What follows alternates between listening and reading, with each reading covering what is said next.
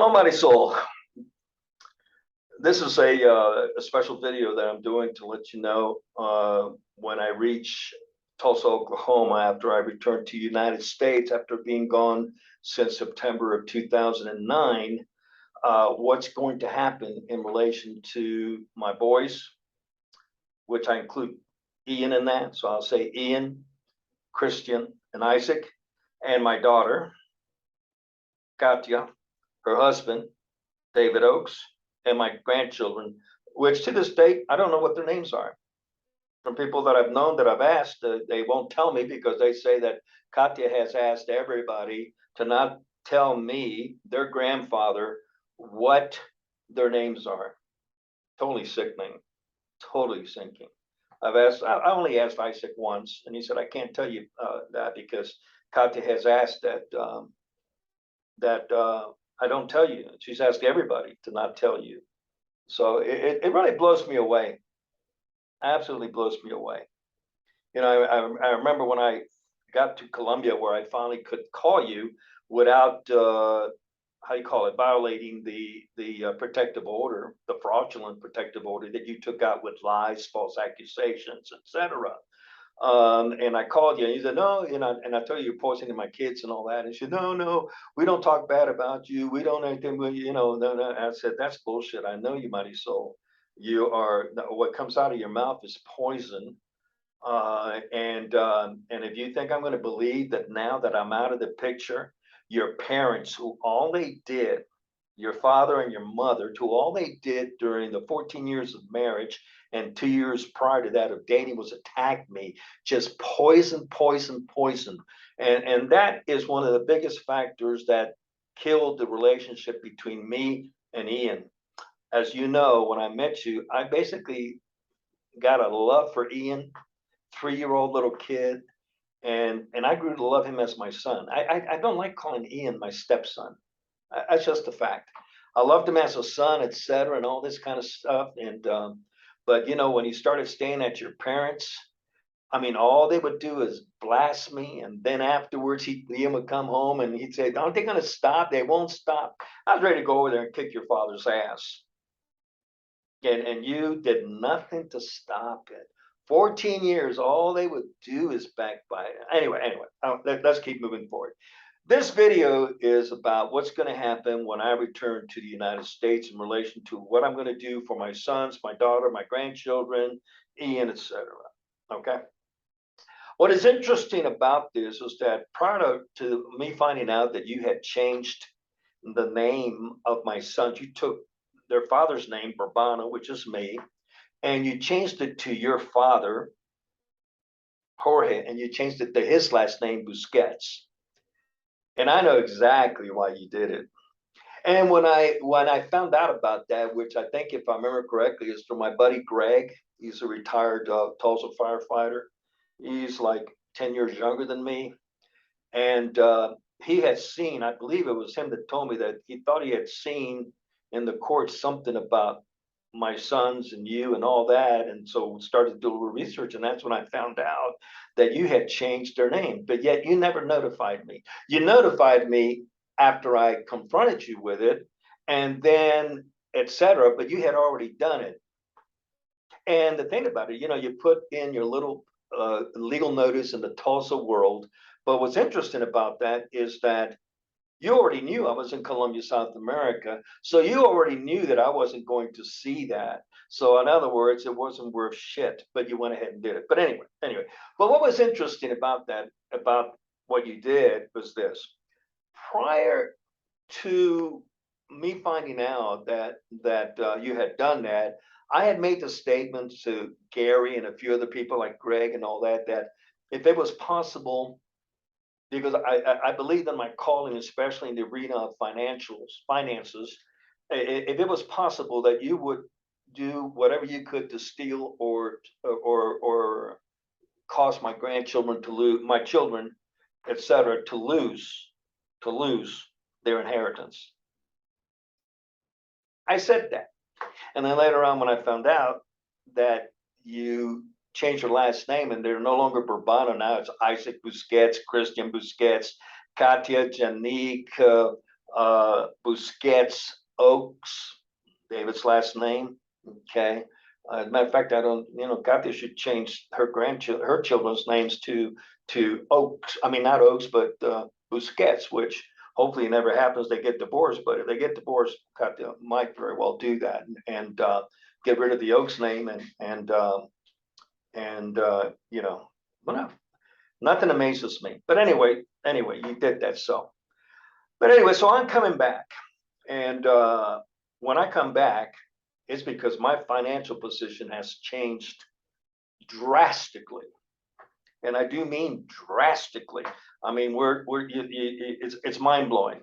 Back when you met me, if back then, which was around 1989, 1990, you came to the knowledge of many prophecies that had been done over me about how I was going to receive into the multi-millions of dollars, et cetera, this, that, and this, that, and well, well, it didn't happen then, but it's getting ready to happen now. Okay. Uh, a guy named George Soros in the political arena, I imagine. Okay. Everybody knows him. He's a Marxist, fascist, communist of the Jewish heritage. He was born a Jew. He even helped and stole the gold and earrings, bracelets, whatever, clothes, all this stuff from Jews that were being sent to the gas chambers. I'm always surprised about it. And how come Israel didn't go after him for war crimes? But anyway, I don't want to get into that. But anyway, George Soros made his initial millions and millions, in which he still does, but in the currency markets. And I'm not talking Forex, and I'm not talking crypto. Crypto didn't exist back then. And too bad that he's turned it all that well for evil instead of for good. But hey, that's the way it goes. Okay. All those pigs will eventually find out who the real Yehovah is, etc.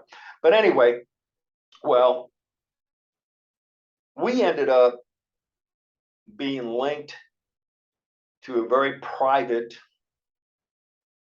revaluation of currency for some countries. And in a nutshell, it's huge. And we're at the very end, because this is something that started back in the middle of approximately 2004.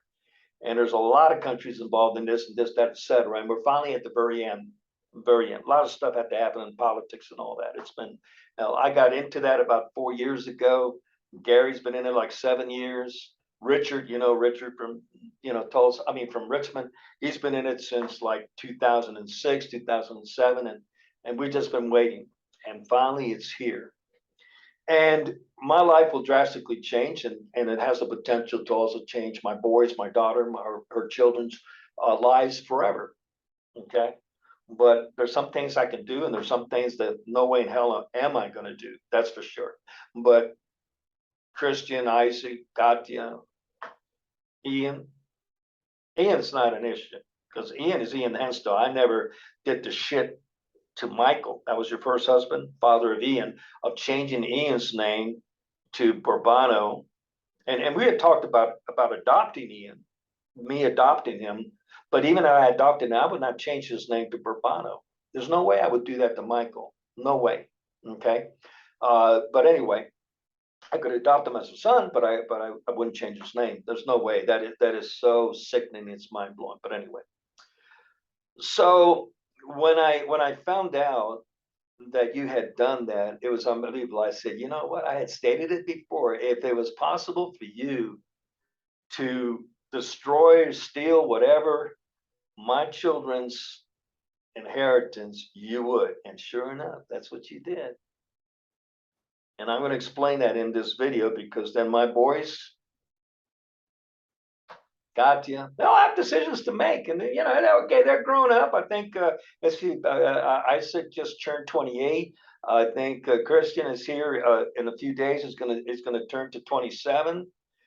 Katya is going to be going on, let's see, 28, 29, going on, I think 30 now. Should be hitting 30 if I'm not mistaken.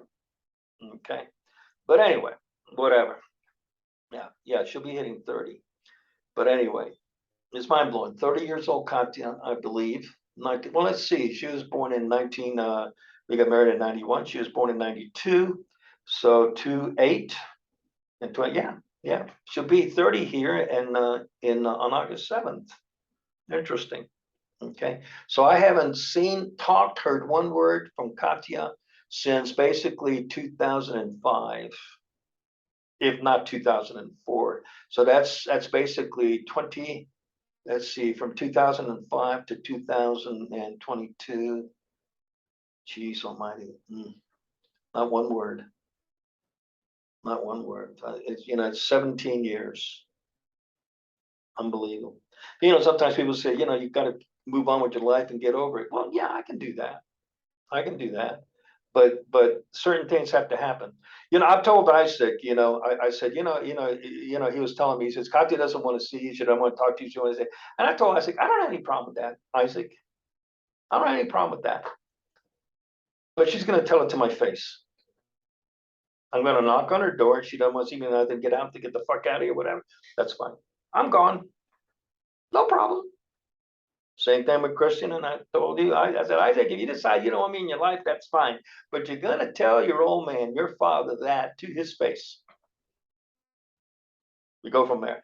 Okay, so anyway, so when I come back to Tulsa, initially I'll be going to North Carolina, and then I'll be going to Virginia, where my legal team that's going to come against Williamson, Cantrell, and you, okay, is located, one of them, the main one, and then go over everything. And I don't know, that might take 1 or 2 weeks or whatever, but whatever. Then from there, going to go to Tennessee, where there's a company that I want to buy in the vertical tower hydroponic systems.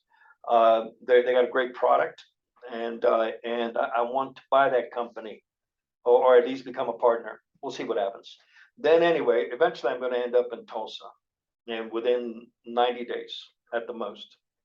And when I do, there's certain things I want to do for Isaac, for Katya, for Ian, and for Christian. So I'm going to talk about that. What is it I'm going to do for them? Well, I'm going to buy each of them a house. A little bit different for Ian, a little bit different for Christian, but I'm going to buy each of them a house. For Katya and Isaac, I'm going to buy them a house that'll be somewhere between $500,000 to $1 million. It's not going to be of aluminum siding. It's not going to be of asphalt shingles. No, it's going to be a house that's made out of stone or made out of brick, and that's going to be around 100 years. It's going to have wooden floors, no carpeting crap. It's going to be all ceramic. The bathrooms are ceramic, this, that, whatever, high ceiling, beautiful, beautiful houses. And those houses, and that is what I'm going to give each one. Okay. Now, when I give those houses are going to be in a trust. It'll be theirs, but it'll be in a trust. Why? Well, very simple. Let's take Isaac, for example. If I give Isaac a house of $500,000 to $1 million, let's say, and we end up with an $800,000 house, he gets married, and 6 months down later, the woman he marries to, I saw a nice picture of a beautiful girl that Isaac got a picture of her in a red dress. I think it's the same girl I saw in another picture, which is he took off. I don't know why he took it off. It was a nice picture on Facebook. But anyway, in 6 months, that girl decides, hey man, I don't love you. Reminds me of you. I don't love you anymore. And I'm going to divorce you. And even though she's pregnant or whatever, she decides to do the same shit you did, accuse Isaac of sexually molesting the baby. Isaac's in the baby. He screwed our baby. Yeah, she's only, well, let's say 2 years later. Got a 1.5-year-old baby. Yeah, he touched her sexually. He did this, put his finger in. I mean, you name it, accused her, and then he beat me up, and he's threatening to murder me. And now the judge says, okay, Isaac, that house of $1 million, 800,000, she gets it. No, she ain't. Ain't gonna happen. That house is going to be in a trust. It's going to be whereby if that woman turns into a what and decides to do this to my son, I'm going to make sure he's protected. So that house She can go ahead and walk, but she ain't, she's walking out of the house. Isaac stays in the house. Okay, it's that simple. If I just, I know, Dad, I want you to give me a house, but I want it in my name. No, it ain't gonna happen, son. I gotta protect you, and I gotta protect, you know, the blessing I'm giving you, so that it always stays with you.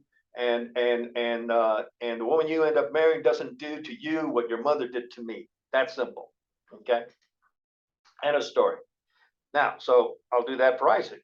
Katya, do the same thing. It's going to be in a trust. Katya will need, for Isaac, it'll be a 4-bedroom house.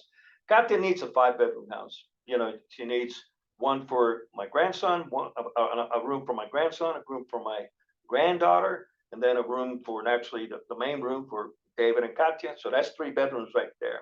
And so probably be best with a 5-bedroom house. Minimum 4. You need that extra one for maybe an office, this, that, whatever, or whatever, this, that, but you need one. So it has to be at least a 4-bedroom. But for Katya, it'll be in a trust. But let me tell you something. If Katya was ever to get divorced, which I hope not, I believe that you would tell Katya what she needs to do in court so that she can get it over on David. And I tell you, that's not going to happen. I would stand by David, not Katya. Tell you right now. I'll tell you right now. And who gets that house? Well, we're going to see. But as long as they're together, that house is theirs completely. They can do whatsoever, this, that, and a story. Okay, that's just a fact. I am not going to let David, as my son-in-law, as it's called, he's actually would be, you know, when you get married, you know, the son or the daughter that marries your son or marries your daughter, they become sons and daughters for you, except in the Busquets, where I was never, in 16 years of knowing you, 2 dating, 14 married, never ever from day one and even before we got married was I ever accepted by the Busquet family. I was always the black sheep. That is a freaking fact. And I didn't care. Okay. But I never ever expected you to commit treason, betrayal of our family. But anyway, I'll go into that more in the other video where I'm going to talk about what's going to happen legally. Okay. So let's keep going. Okay. Now, for Ian, it's going to be a little bit different. You know, I want to get him a house, but he is a photographer and he is so damn good. I mean, I go to his Facebook and some other sites where he's on, and I look at his pictures, and it amazes me. I mean, I see the talent, etc., in every way, shape, or form. Okay, so in the end, I want to buy him a house, but he needs a studio for customers to come in and this, that, etc., for his photography.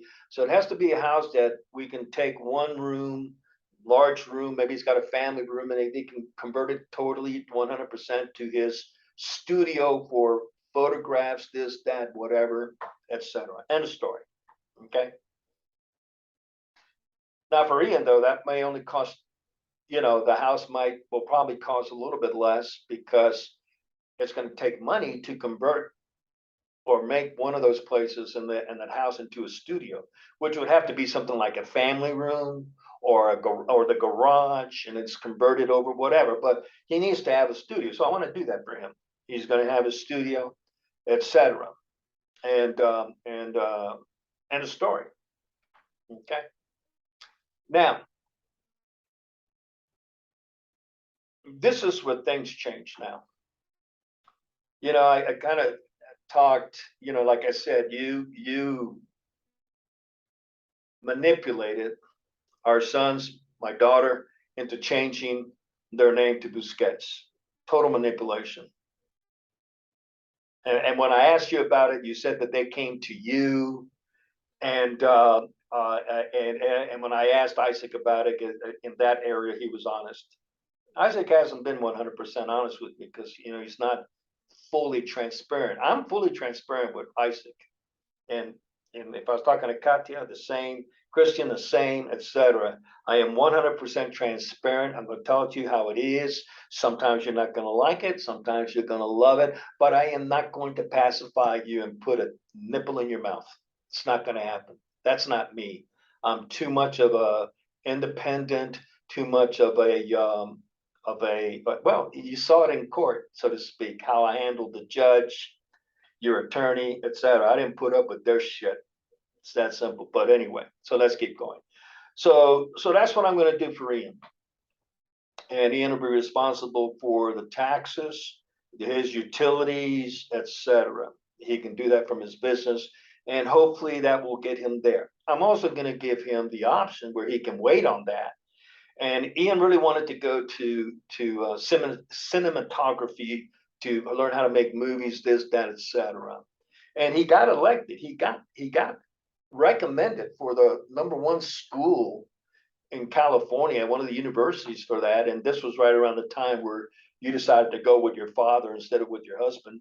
And yeah, we'll talk about that one a lot more. But anyway, and you know, your father with the money he had, he could have put Ian in that cinematography school, but that son of a bitch, you know, to him, money was the game, and he wasn't going to spend any money on Ian. Your father did not approve of Ian. He didn't like Ian when it really came out here. They just put up with Ian. That's a fact. I know that. I saw it. Okay, it's a sad, it's like my parents. They loved Ian.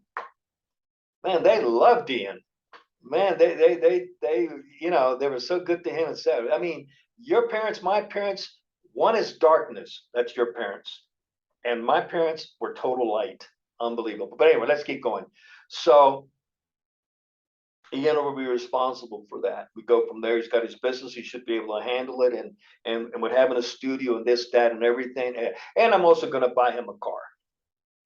Okay, a nice car that he can use. So it'll probably be something like an SUV type vehicle because he needs it for his equipment, this, that, when he goes out to do photo shoots, etc., whatever. Gonna do that. Now, but like I said, if he wants to put that on hold while he goes to cinematography school, if he's able to get into it still, hopefully he can. I think he will. I'll pay for that through a trust. I will recommend to a trust that they pay for Ian to go to school and take care of setting him up in an apartment, this, that, and he's not going to have any financial concerns. He's going to be able to dedicate to movie making. I will do that for Ian. See, even to this date, I love Ian. I always have. I didn't like the shit that he did, the perversion, the abomination that he did. But you know exactly what I'm talking about, that you did nothing about. Nothing. And there's more I could tell you about that afterwards, but I won't. Okay? At this time, anyway. Anyway, so I'll do that for Ian. Now, for Isaac and Christian, and Katya, let's talk Christian. For Christian, basically speaking, and this has nothing to do with you, Marisol, but you're going to take it as, yeah, you're just trying to do this against. No, it's not. In my own personal life, I saw the difference between my brothers, my sister. I have two brothers, one sister, and myself. How we all moved apart into different areas, this, that, and we ended up becoming strangers. We didn't know each other. And to this day, I excommunicated them because of what they did to our mother, who has died. Okay. And which reminds me of Grandpa Bob, who I called and let you know he was dying, and he had requested to speak to his grandchildren, and you fucking didn't tell Isaac, Christian, Katya that their grandfather was dying, and he wanted to talk to them. You didn't fucking tell them. Boy, I tell you, man, there's so much shit you've done, my soul, that it's hard to forgive, but I do forgive. But Judgment Day's coming, and then you'll join your father and your mother in Sheol where they are. Because if you think they're in New Jerusalem, I got news for you. You're so far off on that shit. It's unbelievable. Christian ideology. I'm no longer a Christian. No longer accept Jesus. And I had to renounce that and ask the Father, Yahuwah. And because the true name of the Savior is Yahushua. That is his name. And Christianity emerged, was created in the 300s through Constantinople and the Roman Catholic Church. Christianity is a creation. And none of the apostles were Christians. No way. They were Israelites. They were of the tribe of Judah, like I am. As you know, which my mother had to start with me, that I'm actually Jewish. Which means that Katya, Isaac, and Christian are actually Jewish. Another way, and I don't really like that word. I should say is they're actually Israelites, like me, their father. Okay, my genealogy goes back to Spain during the time of the Spanish Inquisition, whereby my great great great grandparents, uncles, and all that, many of them fled to South America, Colombia, to escape the Inquisition and be able to live, and many of them died. But anyway, let's keep going. I forget that. Okay, so now, so I'm going to do that for all of them. Now, for Christian, as I was just mentioning, is first of all, I have a hard time still believing that he is living at home, but I know you play a part in that. Okay. I mean, he graduated, what, a year and a half, going on a year and 3/4 ago. He's got a good job in engineering. So I imagine he's probably somewhere in the at least 40 to $50,000 range in his salary and all that. And he should have his own apartment. He should, if not buying, renting, but he could buy. He's definitely been able to save money living at home with mama. Okay. And so, but no, he's still living at home. Let me tell you something. When I turned 18, I was out of there. I left home. My brothers did the same thing and said, we all left home. Okay. I moved in with my first love. I still remember, I looked her up on the internet, Carla, that we were together for 7 years. We moved in together to live. It was a scandal back then, living with a woman, not being married anyway. But I mean, to me, the last thing we wanted to do was stay home with mama and papa. We wanted to have our own place and this, that, and we did. I mean, just unbelievable. But anyway, for Christian, I'm going to buy him a place. But I believe, and this has nothing to do with me, because in Tulsa, I only plan on living 3 to 4 months, if even that, in Tulsa. I don't plan on being there 12 months out of the year. I got things to do, and it's all in Florida. Okay, so let's keep going. Let's see what can keep going. Okay, so I personally believe, number one, Kristen definitely needs to get the hell out of the house with you and Ephraim. I'm really surprised. I'm not really surprised, but I'm really surprised you haven't kicked him out in a nice way. I'm not saying this, to say, hey, Christian, it's time for you, but you got to get him out of the nest. But I'm not surprised. I know you, and Christian, I love you. You're in this, but you've always been mama's boy, always wrapped around her legs. When you were a little kid boy, you was mama, mama, mama, mama. So I'm not surprised. And Isaac was always a more independent, and Isaac was more with me. Okay, but I tell you something, man. Both of my boys and Katya, they make me proud. I mean, Isaac is a mechanic, and I think he got more training, and so he's taken after his uncle and also his cousin Patrick, which really surprises me. I saw on his Facebook that I don't know if he's done it legally, but now he calls himself Patrick Busquets. I mean, talk about taking a shit on your father's face. He was never a Busquets. He was a Bassi. And Jose Bassi, I love the guy. I met the guy, man. Him and I got along so well because he was an independent kind of guy in sales. He was like me, man. Him and I was so sorry. It really hurt, and the tears that I had for him when he died from the tumor. But anyway, it just mind blows me that Patrick now takes away his father's name, Bassi, and puts on the Busquets name. Oh man, I mean, the perversion. I mean, it's just mind blowing. Anyway, let me keep going. I don't want to get into that shit, but I am going to probably send this. I don't know. I don't know. Right now, I'm just going to keep going. Okay, so my personal belief is, number one is I'll buy a house for Christian, but it's going to be in Tulsa. It's going to be in Tulsa. It's going to be where his brothers, Isaac and Chris and Ian are, where his nephew and niece are, where Katya is with David. I mean, I asked Isaac, I said, well, don't you get together with Katya on Sundays? You all have dinner, you all have lunch together, you see your nephews, and is that no, no, no, they don't talk too much. I'm going, what the fuck is going on here? So I'm going to try to push that a little bit. Okay, just being honest. It is the what we have more in this world than anything else is our family. our brothers, our sisters, etc. I had to excommunicate. I haven't talked to my brothers, two brothers and one sister, since basically 2008. They did some horrible shit to our mother that I forgive them, but I don't associate with people who do that. It's just like you, Mighty Soul. I don't associate with people like you that don't have any integrity. You don't have any worth. You have no nothing. But it's kind of like I don't have any choice right now. You do happen to be the mother of my sons, my daughter. So I'm kind of stuck. Because the one for that, man, I don't want to see your face ever, but I'm gonna have to. That's just life. But anyway, let's keep going. So for Christian, I will buy for him a house in Tulsa, and that house will be in the 500 to in the same price range. It's not like okay, I want to see nothing but $800,000. No, we're gonna find a house that he likes, etc., and all this kind of stuff. Okay, and that's assuming that Isaac, Christian, David, and Katya stay in Tulsa. I'm going to make them an offer. They might decide they don't want to stay in Tulsa. I'm going to make them such a good offer that really it'd be kind of stupid not to take it. But we'll see. We'll see. Okay. So anyway, so I will buy Isaac a house somewhere between 500 to, and for Isaac, that should be, the house got to be minimum 4 bedrooms.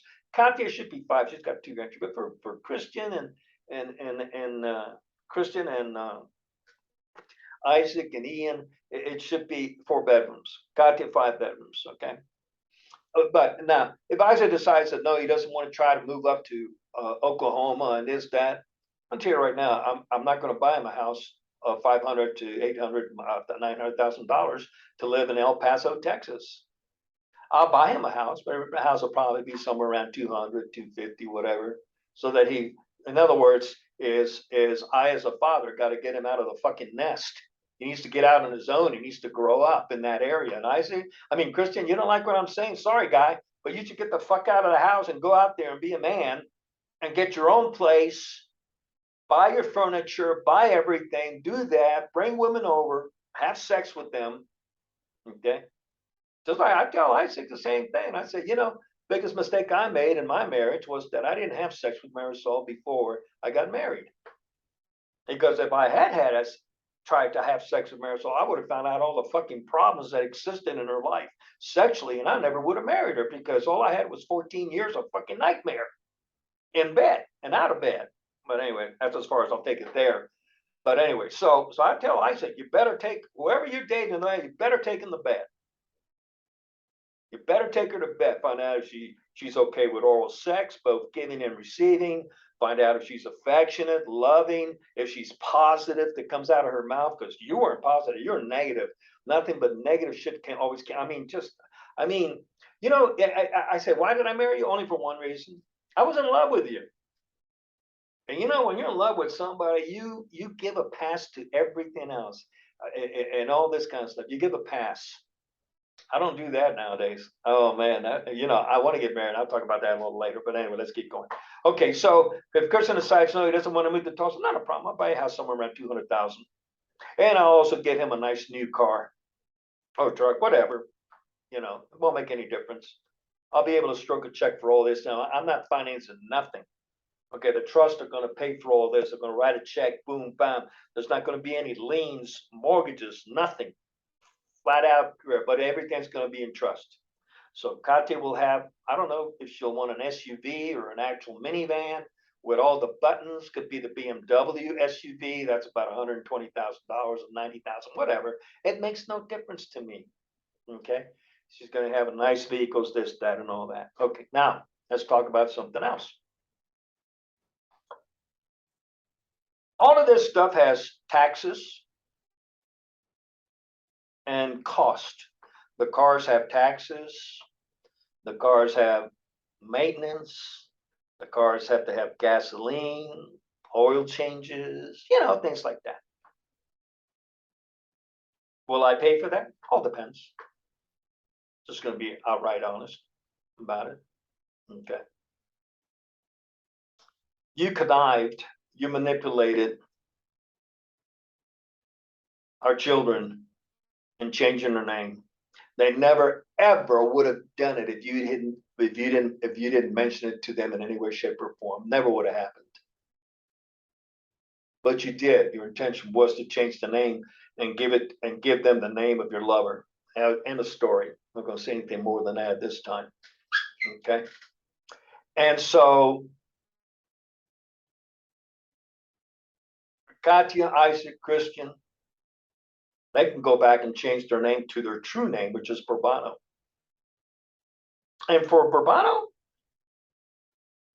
the trust will pick up all maintenance on the vehicles, all taxes on the houses, all taxes on the cars, all gasoline on the vehicles, pay for everything. But it's only going to do that for a Bourbano. Why am I doing the houses and the cars to everyone? It's kind of like they are my sons, they are my daughter, they have my blood, not Busquets blood under any circumstances. Bourbano blood is in Katya, Isaac, and Christian. It's not Busquets. Total abomination of blood. Okay, it's not going to happen. So I told Isaac one time, look, guy, I don't have a problem with you change your name in this respect. If you want to change your name to Mickey Mouse, I really can't go there. That's all sexual. Mickey, Disneyland, it's all pedophilia, the whole shebang, queers and this, that. No. So, but anyway, if you wanted to change your name to anything, that's fine. You can do that. All decisions we make have consequences. So, am I angry about it? No, I'm not angry about it. Not at them. Am I angry at you? Yeah, kind of, because you manipulated them. You played them. You tricked them. But they can change back. So if they legally change back their names to Bourbano as it should be, the trust is going to take care of all the taxes. It's going to give them a debit card, a card that they'll take care of all gasoline, all changes, maintenance on that vehicle. They won't have to be concerned about. It doesn't matter if gasoline hits $15 a gallon. They're going to be able to fill it up because we're headed that way. I think it's very possible by the end of the year, gasoline will be hitting. It's already hitting in some places right about $9. But I think the nationwide average is going to be close to $10 by the end of the year, if not sooner. But we'll go from there. So anyway, so if they're Bourbanos, hey, for Bourbanos, man, the trust will do a lot for Bourbanos. That's simple. And do that, and they don't have to be concerned about that. Why? They're my children. They're my sons and my daughter. I go the extra mile. Why do I give them the car and the house?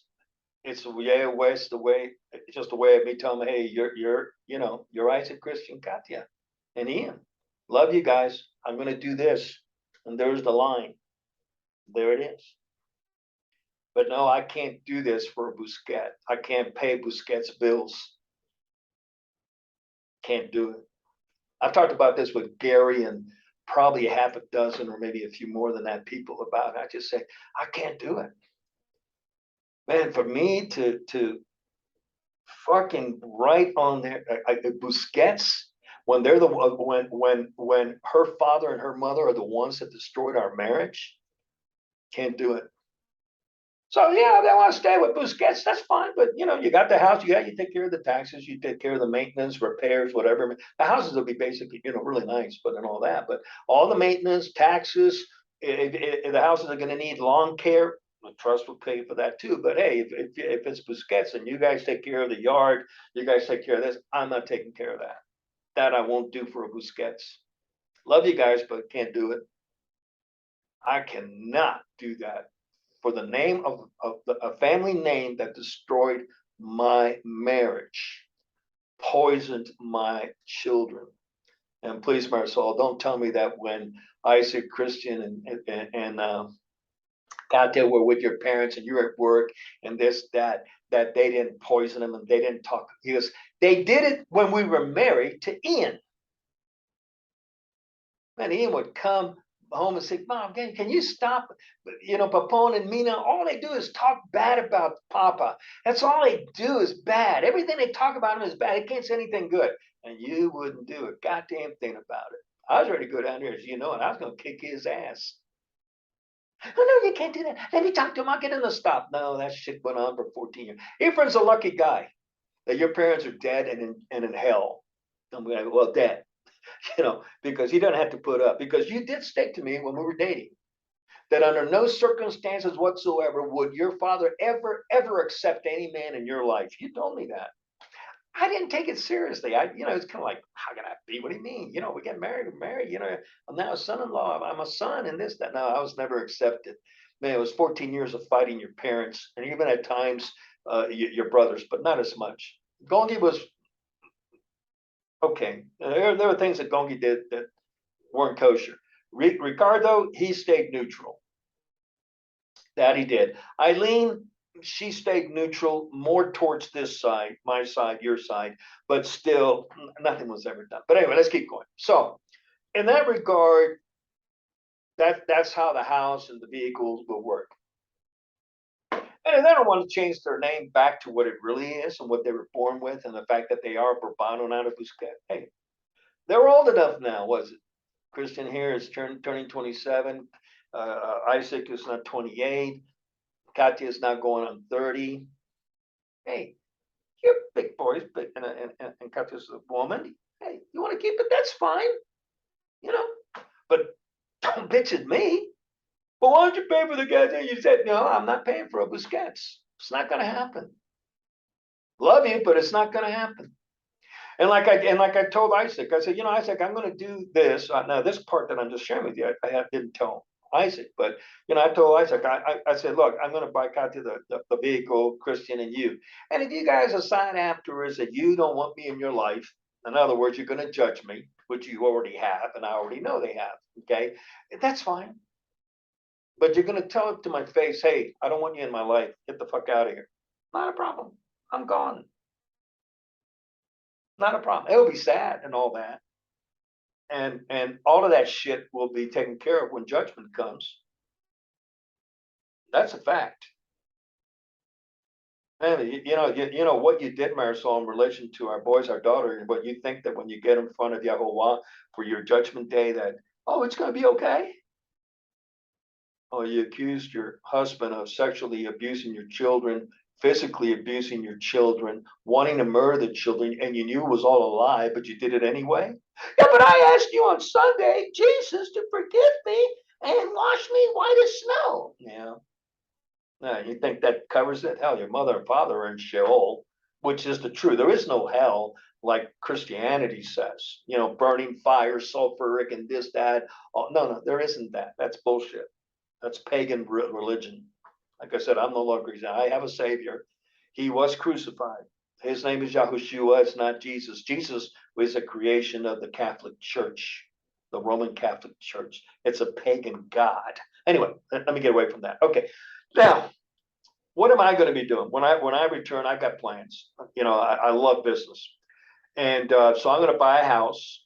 It's a gorgeous house. It's approximately $1.7 million, and it's got an adjacent piece of land that's for sale because it doesn't have. It's got 10 acres with it, but then there's another acreage. I can't remember. I think it's 40 acres that are right beside it. They're selling it for 600,000. So I'm going to buy that also because I want more land. I want to be able to really close off, kind of like make it into a I don't know, just make it into a safe haven for preppers. In other words, the shit's coming, and you better be ready. Somebody, so you're not ready.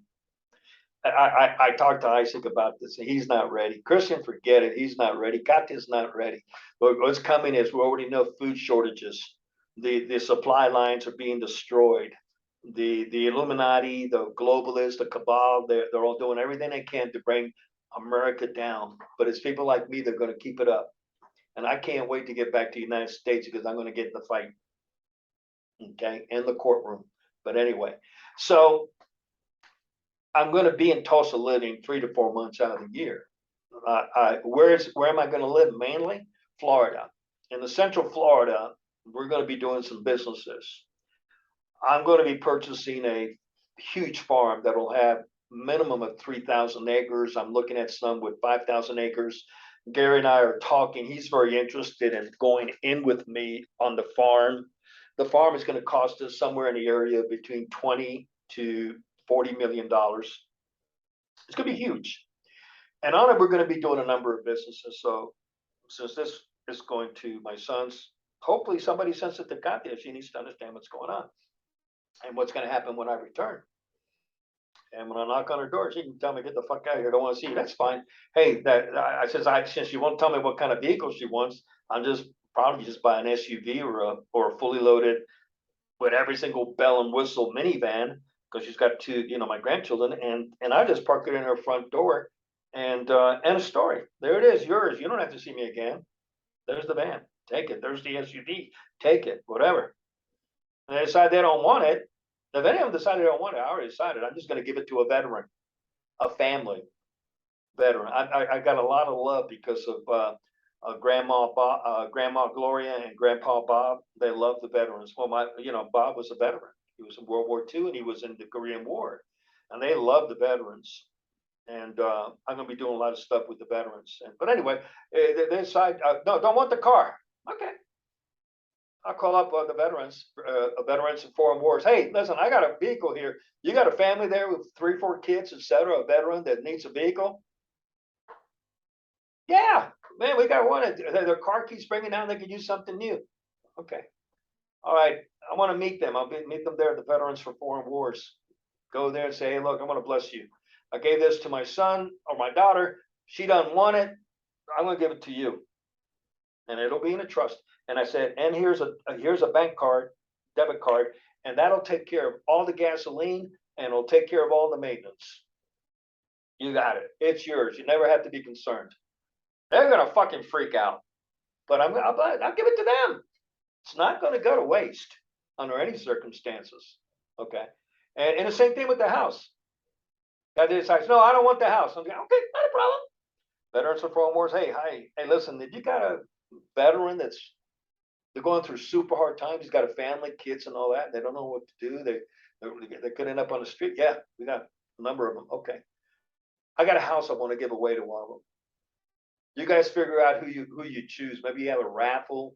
Maybe we put little pieces of paper with everybody's names on it, and then you pick, and the one who gets it gets the house. I'll give it to them. I don't care if it costs me $800,000. I don't give a damn. Money's not the issue. I'll give them the house. Hey, down the road, don't come bitch at me. Katya, Isaac, Christian. Well, you gave away the house. Hey, you didn't want it. I bought it. The trust bought it. You said you didn't want it. Well, I'm not going to sit there. The worst thing you can have is an empty house, vandalism, destruction, etc. So I gave it away. It's okay with me. I'm going to bless somebody. If I can't bless my own boys, my daughter, grandchildren, because they don't want it, that's fine. I'll give it away. Not a problem. Not a problem whatsoever. They'll be, gosh, that's $800,000, man. I can't believe a lot. No, I didn't lose anything. I became a blessing for a family. 3. Yeah. Okay. So that takes care of that. So, like I said, they get the house, they get the vet. You stay as Busquets, not a problem. You take care of the taxes, you take care of the maintenance, you take care of all the utilities, you pay for all of that. I gave you the house, $600,000 house. It's in a trust. You go there, you live there, you'll never kick out. Now I'm different. See, I give you my word at that house in the trust, and the trust will never kick you out. See, I'm different. I'm not your mother. I'm not a liar. Okay. And when I accidentally, because I've lied sometimes in my past, but you know what? I've always repented, and I've always gone back to the person and say, hey, I'm sorry for lying. That I can remember. And I know that. See, there's a difference between me and others, and especially the Busquets side of the family. I watch what I say and I watch what I do. Do I walk perfectly? No, I stumble. Okay. But in relation to what I say about others, this, that, or whatever, I'm very careful. Because see, I know that I've got a father there who's going to look, hey, what you just did, what you just said, you need to correct that. It's kind of like this. All these lies that Mighty Soul said to me, accused me in front of others of abusing you sexually, physically, wanting to murder you. See, your mother will never, listen to what I'm going to say. I believe this firmly. Your mother will never, ever, in any way, shape, or form, come to you guys and say she's sorry. Or come to me and say she's sorry for what she did. Because see, the word, for true repentance, you have to restore the person you screwed not physically, to where they were before. That means, for example, let me give you an example. I steal your car, and let's just make the assumption I wreck it and I total it.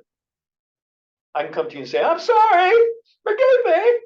Don't send me to jail for stealing it. Oh, I went on Sunday and said, Jesus, forgive me. And I was forgiven. No, that's not all of it. That's part of it. The word says that I must restore that person back to where he was before I did the damage. So that means I got to buy him a car that is of equal value or more to what I stole and damaged and hurt and destroyed.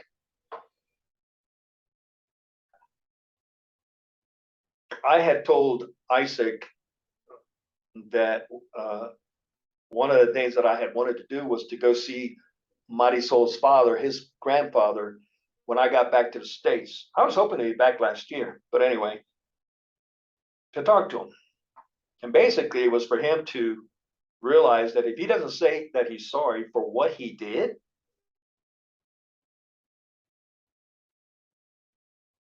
he's going to have a big eternal problem. Well, he died. He never said anything about sorry to me, sorry to Marisol for what he did to her, sorry to Eileen for what he did to her, tried to do to her, okay, and so on. Never.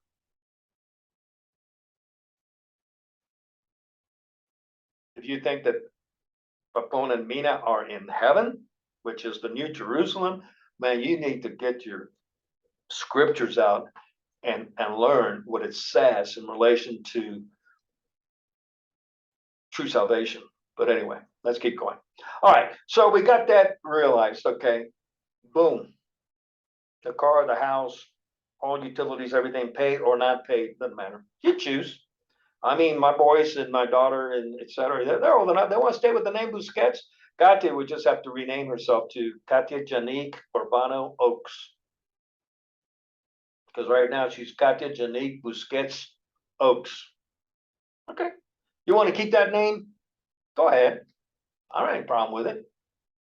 But I can't pay and do that. And what else I'm going to talk to them about, Marisol. So you better talk to them, Marisol, on this. But I don't think you would. I think you would tell them honestly.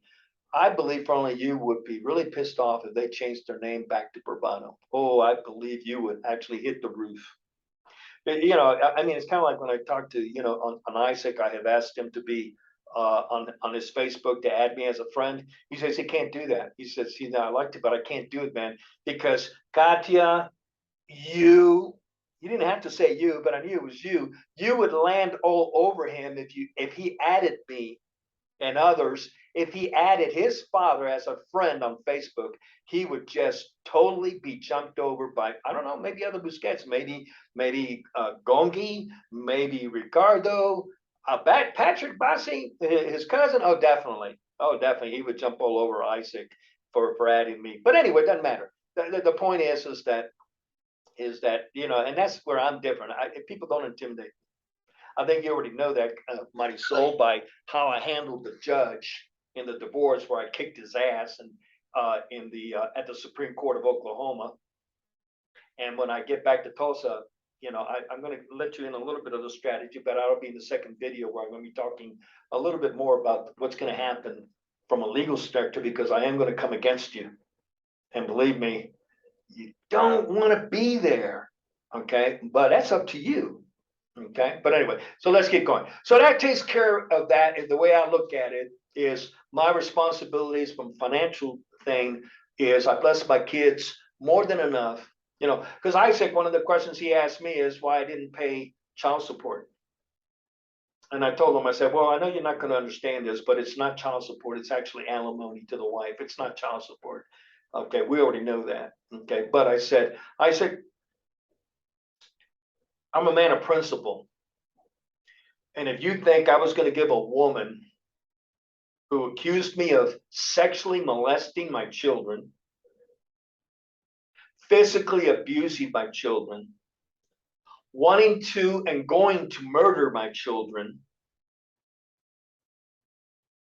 filing a fraudulent protective order based on nothing but lies. And you think now I'm going to give her money? It's not going to happen. I would have put a bullet in my head before I did that. Fortunately, it never got there. But it wasn't going to happen. And so anyway, let's keep moving on. Now, like I said, I only plan on living there 3 to 4 months out of the year in Tulsa.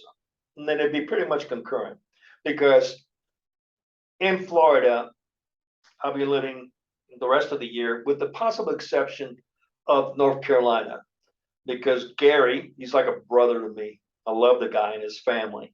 And he lives in Cornelius. And so in Cornelius, I plan on spending 1 month out of the year or less. So in Cornelius, I'll probably buy me a condo because I don't want to buy a place where I got to take care of grass and all that when I'm not there. So 1 month out of the year, I'll go to Cornelius because Gary and I will have a lot to do, talk about financial, et cetera, because we're going to be involved in some incredible stuff. Okay.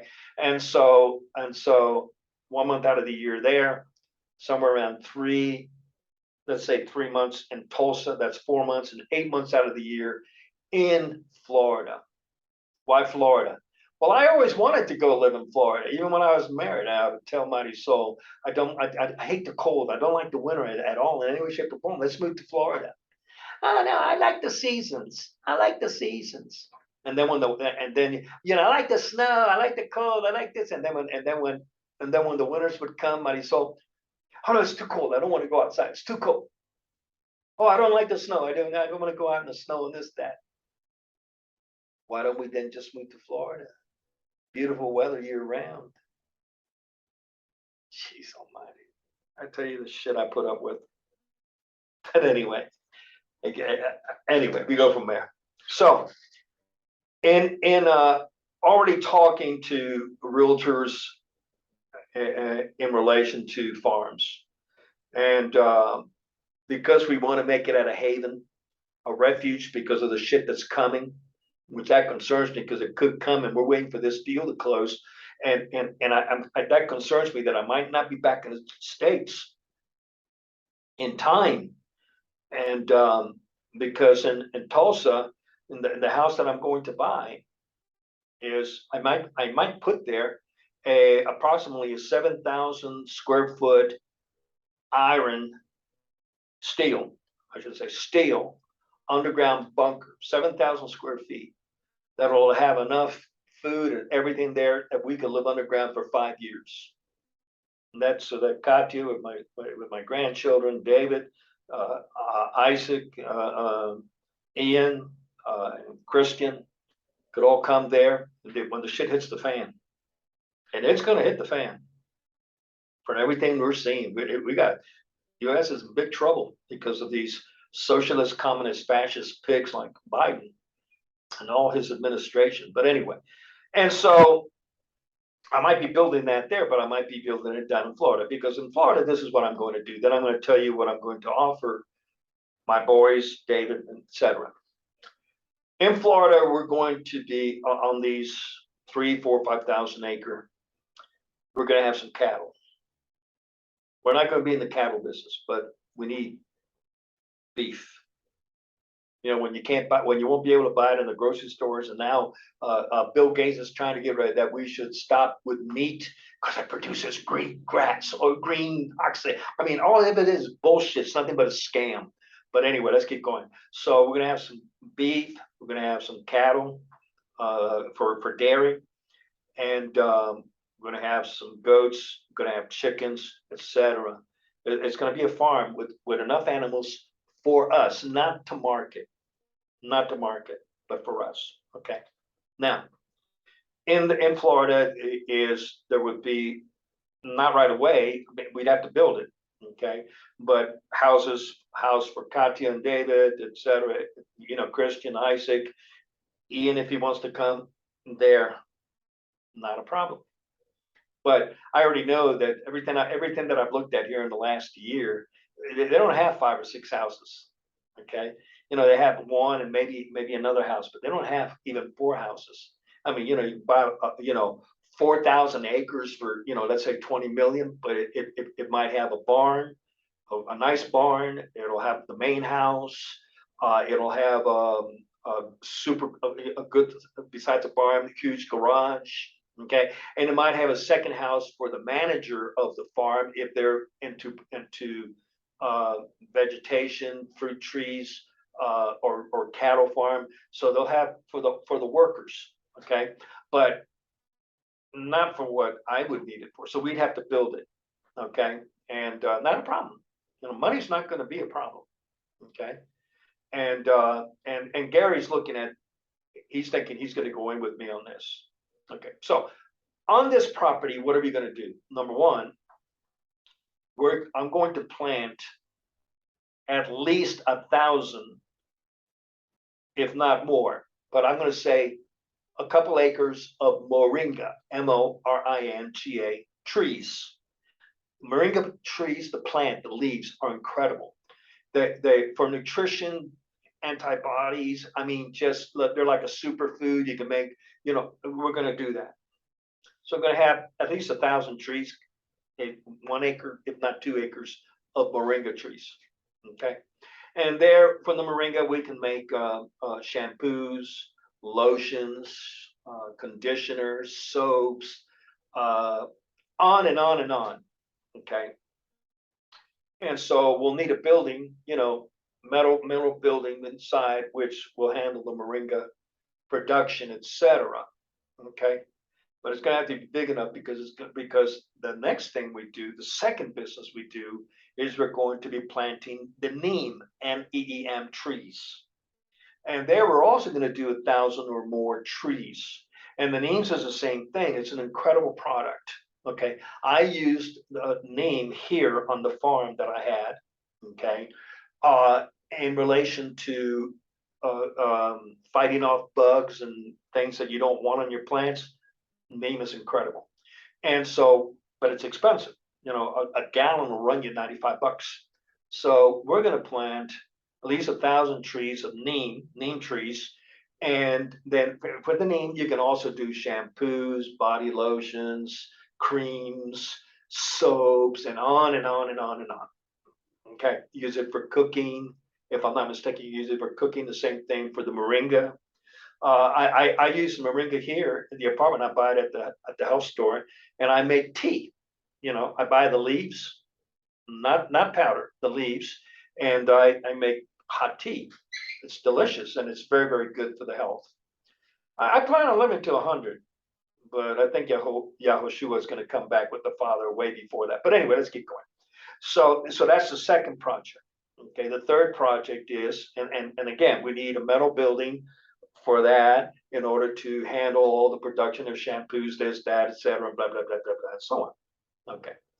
Then the next thing we're going to do is we're going to make blocks for construction, but instead of making them concrete blocks to build a house, we're going to make them from hemp, HEMP. That's from the marijuana plant. Okay. In Florida, you can grow hemp for commercial uses. And there's a company already that is using hemp, and they make hempcretes. In other words, the cinder blocks that are gray, for construction. We're going to make, they're already making them out of hemp. They're stronger. They don't break apart. They don't mold. They don't anything. They last forever, so to speak. And so we're going to make a hempcrete manufacturing facilities. And there's a lot of farms in Florida that are already producing hemp. And so we'll go talk to them about buying their hemp. And so we'll make the concrete made out of hemp. So that's the third business that we do there. And there we need a facility also, a metal hanger to do this. So that's 3 hangers or 1 great big hanger for that. Okay. And et cetera. And these are all big bucks. Big bucks to get started. A neem tree, small one, if you don't, unless you do it yourself from the seed. But if you get a neem tree that's already, let's say, 1.5 foot, that or a moringa, you're going to pay anywhere from $20 to $30 for that tree. So you can imagine if I'm doing 1,000, talking a lot. Now the money's there, so it's not an issue. But I'm thinking of we'll just do it from seed more than likely. And also the technology that I have available to me is going to more than get these trees, get that seed to grow really fast. Okay, let's keep going. So that's three things. That's three different businesses, all under, so to speak, one roof. Because it could be just one hangar, huge hangar, in which the Naringa, the hemp, and the neem manufacturing is going on under the same roof. That's a possibility. Okay. Next thing we're going to do is we want to start a charter service with some small business jets. But we have found a small business jet. I gave that information to Isaac. I never said a word on it. Matter of fact, as of a month and a half ago, Isaac doesn't even talk to me anymore on WhatsApp. Don't know what happened. I like transparency. I like honesty. If you don't want to talk to me, you don't want to. If you got something against me, then shit, just come and say, hey, you did this. I don't like it. Fuck you. Whatever. I don't have any problem with that. But to just cut me off and not say a word, not even reading my WhatsApp, man, whatever. But anyway, so we're planning on that. There's a plane coming out, and my understanding is they already started to manufacture it, but it's out definitely in 2025. There's a small business jet. Now, a small business jet like a Learjet, for example, to fly that plane, a Learjet, okay, with the fuel, etc., the pilots and all that, it costs you about $2,300 per hour that you're flying that plane. So if you go from, Atlanta, let's say, to Los Angeles, you're looking at an 8 hour, I think it's about 8 hours, where you're looking at 17 to $18,000 for that flight. Well, this plane that's coming out is absolutely phenomenal. And already what's coming out is that per hour flight time, instead of being around average of a Learjet of 2,300, and that's for most, it's not just Learjets, just for business jets that you get there today. Okay, it's around $2,300. But this plane, because of its design, its hydrodynamics, etc., costs you about $350 an hour. So from Florida, from Atlanta to Los Angeles, you're looking at about $2,400, rounded numbers. Anyway, the plane is gorgeous, etc. And so Gary and I have talked about actually buying a small fleet of them, five to 10, and either starting our own transportation business for passengers or for cargo, buying the 10 planes and then leasing them to FedEx or DHL or UPS. That's another possibility. And then on the farm that we buy, we're looking at, it's expensive, but that's okay. But it's the hassle of the bureaucracy actually building a landing site whereby the plane or planes can actually land right there on the farm. We won't even be in an airport. So that's there also. So that's really, really good, really, really nice in that respect. So that's the fourth business, and so we go from there. Now we want to. Now the fifth thing we want to do, not really as a business, but it might turn into a business, is I have found a person in the Midwest. He is a genius, and he's already constructed I don't know what to call it, a bioelectric manufacturing facility or producing facility, whereby what he has done and is already doing produces this thing which doesn't even, it takes up not even an acre. It's like on half an acre, if even that.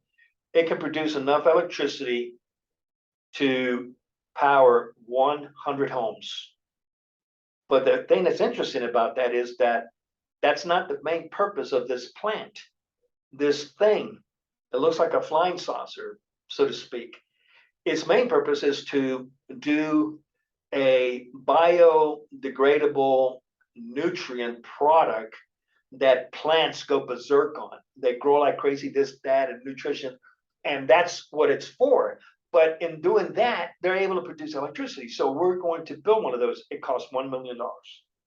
Not a problem. We're going to do that. Okay. And so basically, the entire farm will be off the grid. We don't need electricity. We're going to produce our own. Okay. We naturally, the farm's going to have its own water. Don't need that. And we can definitely produce either a methane or ethanol. We can produce right there on the farm. So for any gas, which you only really need gas that I can think of, is for your stove. I don't like cooking on electric. Okay, so that'll be there. Now, those businesses are inheritance.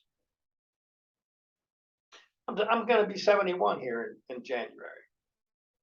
I've had 17 years of my life, of my relationship with my sons and daughters stolen from me.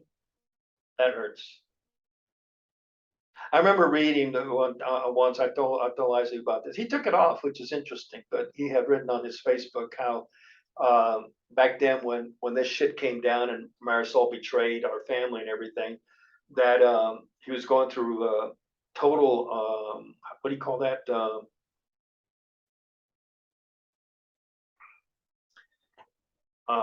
Rejection of everything. What do you say that word? Not revolution. He was just in a mess, in a total freaking mess about everything, about life, everything.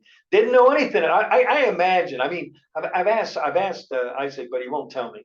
I said, what was it your mother told you about me? What happened to me? Where did I disappear to? What did she tell you? He won't tell me. He won't tell me. I can imagine. Oh boy, I can imagine. One of these days I'll find out. But anyway, and so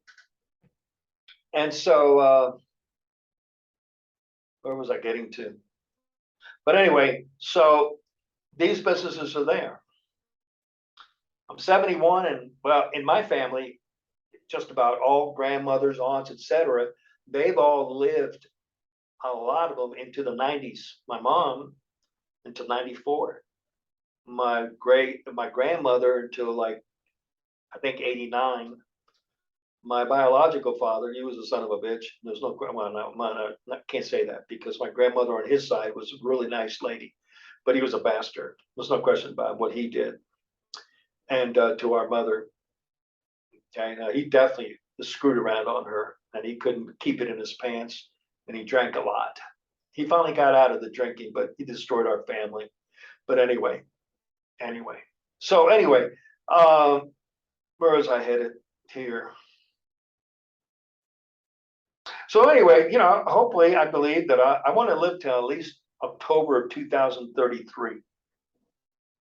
I won't say why, but that's a very special date in the scriptures. October of 2033, 6,000 years lands in October of 2033. It's going to be interesting to see what comes about.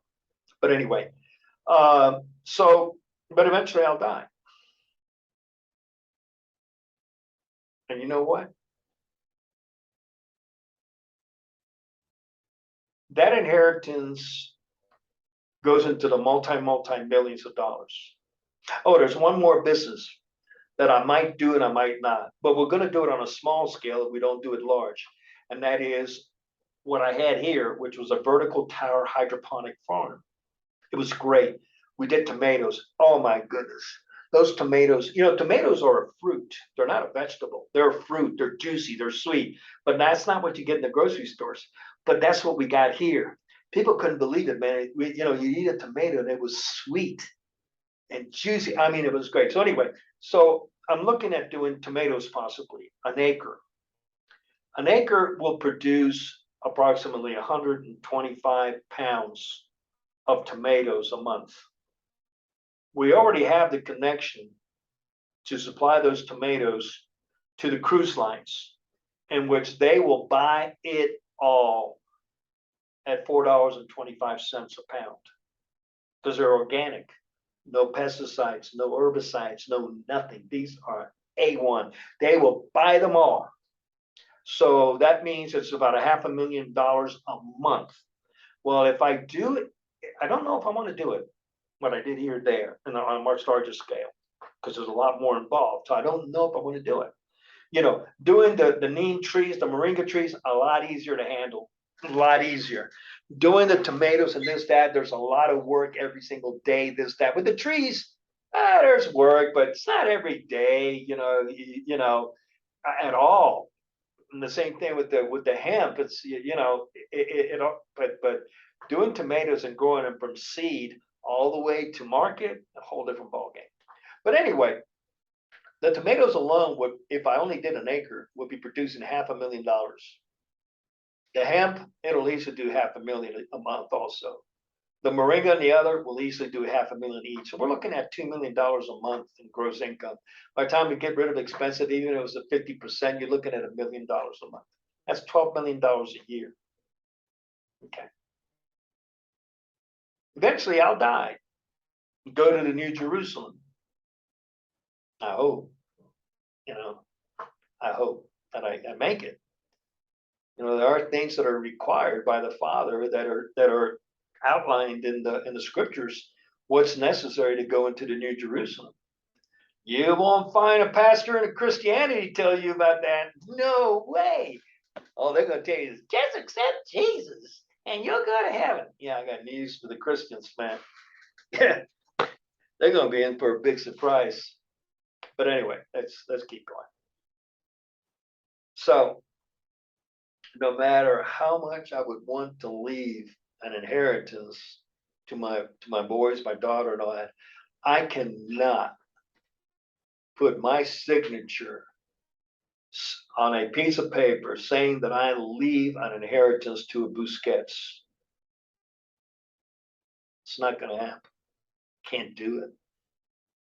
Now, what I am going to do is this, though. Isaac, Christian, Ian, David, I'm going to offer you an incredible job. I don't know.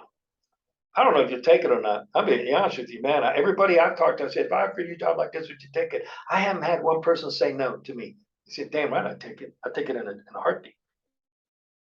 And that is, you'll have a $100,000 a year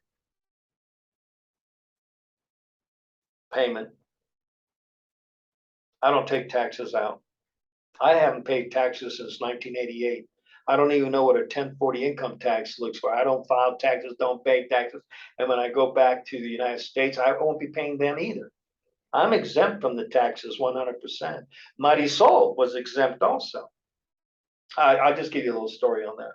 1990 in 1989, we found out about the taxes and how it's all a fraud upon the American people.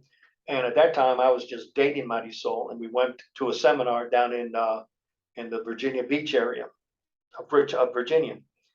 And after I saw the presentation, I said, I'm not filing any more taxes. I'm not paying. And I stopped. Mighty Soul asked me, well, what should I do? What should I do? And I said,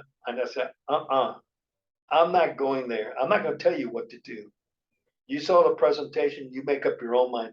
Because I said, because if I tell you what you should do, and then down the road something happens, IRS comes after us or whatever, you're going to blame me for your decision. So I'm not making a decision. I said, do you want to continue paying? Go ahead. I don't have any problem with that. I don't care. That's you. You do whatever you want. Well, she decided not to pay. So she got out of the taxes as well. Didn't have anything to do with my decision. She made her own decision. 1993, this is so funny. We were living on that, I think it was Sand Hills Road in Chester. And it was interesting. It was one of the few times her mother and father visited us there. Isaac was born, and Katia, I can't remember if Christian was born. Yeah, he was Yeah, he was born there also. Yeah. So he was born. That was funny. Christian was born and when he came out from his mom, Christian was still in the bag. He came out in the bag, and I delivered Christian, and I was holding him, and we had the midwife there, and I'm holding him in my hands, and I'm going, what do I do? There's Christian in my hands. You know, all of them, Katya, Christian, and Isaac were home births. We didn't take them to the hospital. They were all home births with a midwife. But Isaac, I mean, Christian was the most interesting. Isaac, he was born at the house there in Chester where we lived, had a little bit of land, etc. And then I think they decided to sell it, so we moved down, and that's when we moved into this house. And Katya was born in the apartment in Henrico County, and in the living room, she shot out like a cannon. And I mean shot out, I mean from her mother. I mean, shoo, I mean just like a cannon. I mean the midwife caught totally the midwife off hand. The midwife had to catch her in the air. If not, she would have hit the ground. I mean the rug, you know. But the midwife did catch her. And it was kind of funny and all that. Yeah, Marisol was pulling my hair, and I mean pulling my hair and cussing at me and yelling at me for the pain she was going through. It was all my fault. But anyway, and Isaac, he was born in that house in Chester, and that was a pretty overall, you know, in the living room, and she was there on the rug and on the side, and he came out. And then Christian was in the bathroom at the house that we went after there, and in the bathroom, Papon and Mina were there, and the midwife. And when Christian came out, I was holding him, and the midwife, which was Linda, and I said, what should I do? And she says, you do whatever you want. I mean, if you want to keep him like that, he can live like that for 6 months, 3 months, 2 months, 1 month. You know, he's got food, he's got liquid, he's got everything. You don't have to. I mean, it came out, it didn't pop. Christian did not pop.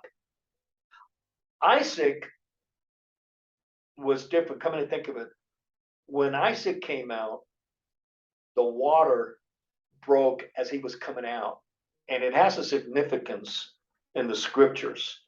But when he came out, he was like if he was in a shower as he's coming out.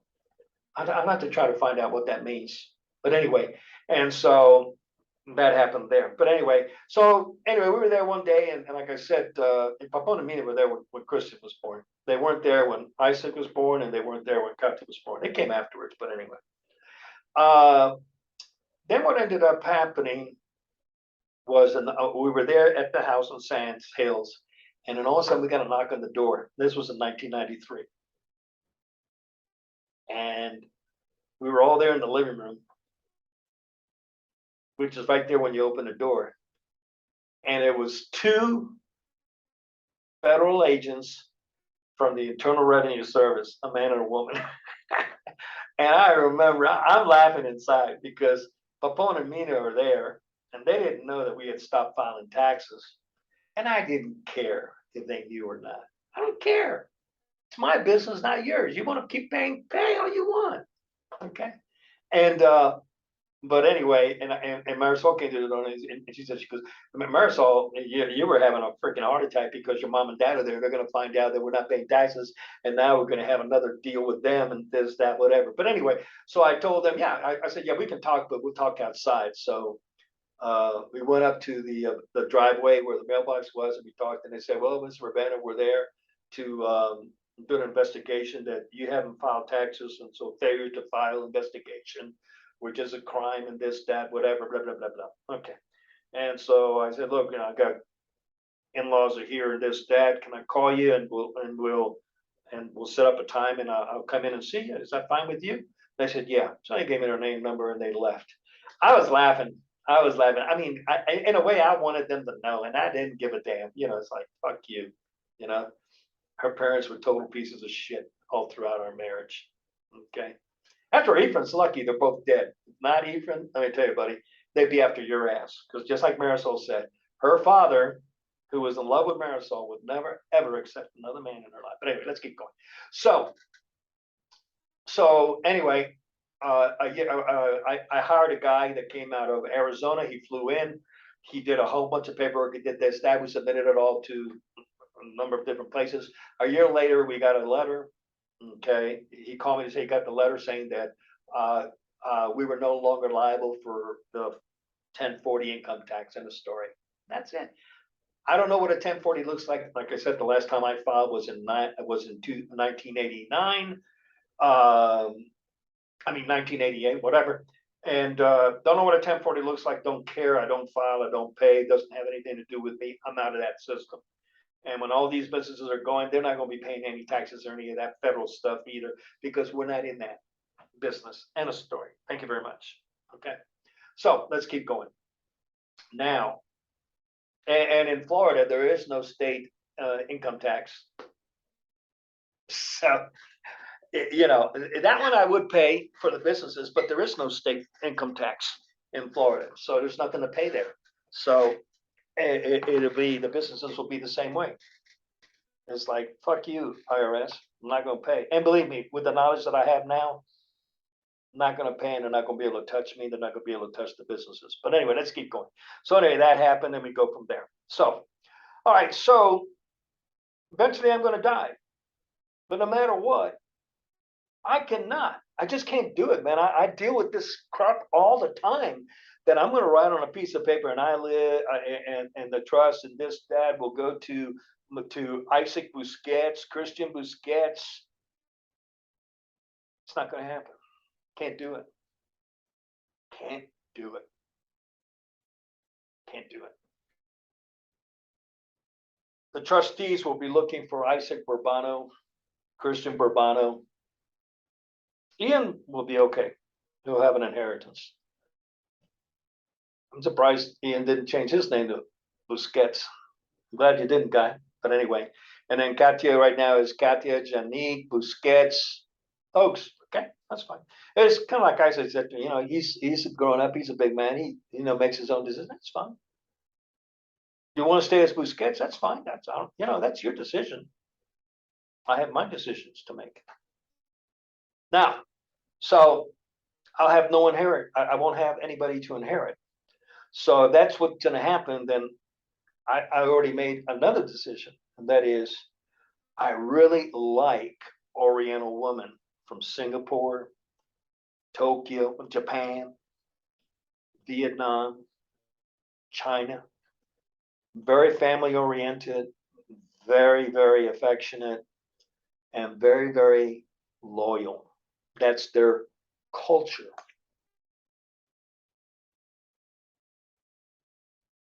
I tell you what, my experience here being in Colombia, South America since 2009, Spanish culture has no integrity. None. They have no word, no character.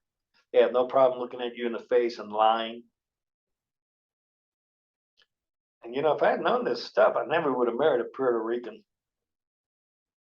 But I saw Spanish women as to how my mom was. My mom was a woman of integrity. Man, when you could count on her word, she detested everything that was evil, lies, etc. She was a woman of dignity, etc. Can't say that about Papon and Mina. Wow. But anyway, so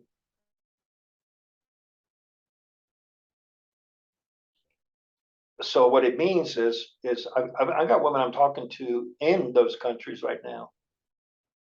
They're all different ages. They're from 34, 35 up to about 49. What's incredible about the Oriental culture or the Oriental race is that women that are 54, 55, they look like they're 30. They're gorgeous.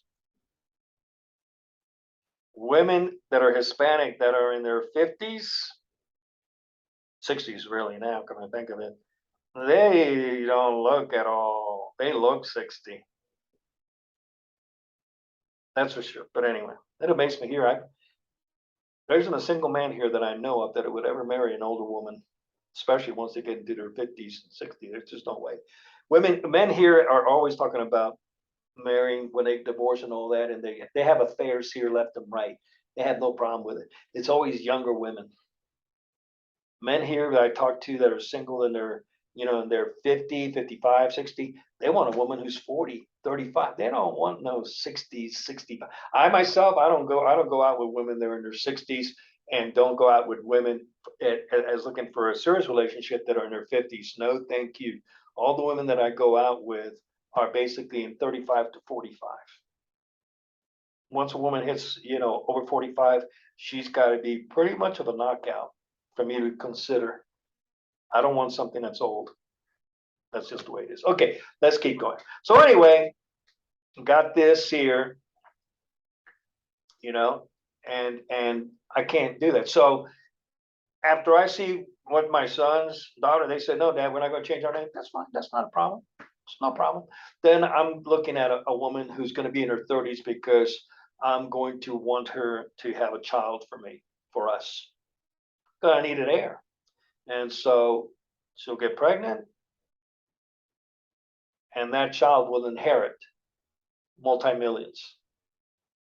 Now, there'll always be something for Isaac, Christian, Katya, Ian, okay, in relation to this, that, whatever. I don't know, maybe every year the trustees will give them $25,000 every year to whatever the hell you want, this, that, whatever. But in relation to the businesses and this, that, and everything, can't do it. I can't do it. And let's just say you take up my offer to come and work in the company where you'll have a lot of freedom, you'll love it, and believe me, it will be so grandiose. It'll be absolutely great. But maybe you'll decide you still want to be slaves. Where's the time clock? Kick up. I gotta work Monday through Friday is my schedule. Oh, sometimes I gotta work the weekends and whatever, this, that, etc. And it's okay to do that if you're the owner. But as an employee, I can never, I always worked in sales where I had a lot of independence. As long as I produced results, which I did, I didn't get any shit. I tried to work in some business, and my Marisol knows this. You know this, like when I worked for the pre-manufactured home, going in every day to an office, sitting behind a desk waiting for a customer to come up and try to sell them a pre-manufactured home. Or when I was selling cars, I hated it. I hated it. I'm an outdoor person when it comes to my job. I like going out and selling. But anyway, so if I have no heir for none of my Isaac, Christian, they decide they don't want to change their name, not a problem. I'm not even going to try to convince you. Just tell me yes, no. Okay, that's it. You don't want to? That's fine. You don't. It's not a problem. I'm still going to do the businesses, as if I would love it if you came to work to it, because I'm going to offer each one of you $100,000 a year. And what I'm going to do on 100,000 is you're going to actually be paid upfront, just so you know it's not bullshit. You're going to be paid for 5 years. That's $500,000. But you can't access the whole 500 at one shot. It'll be put into an escrow account, and every month you get your, let's just say, let's see, 100,000 divided by 12. Let's just get an idea. Let me get a calculator here real quick.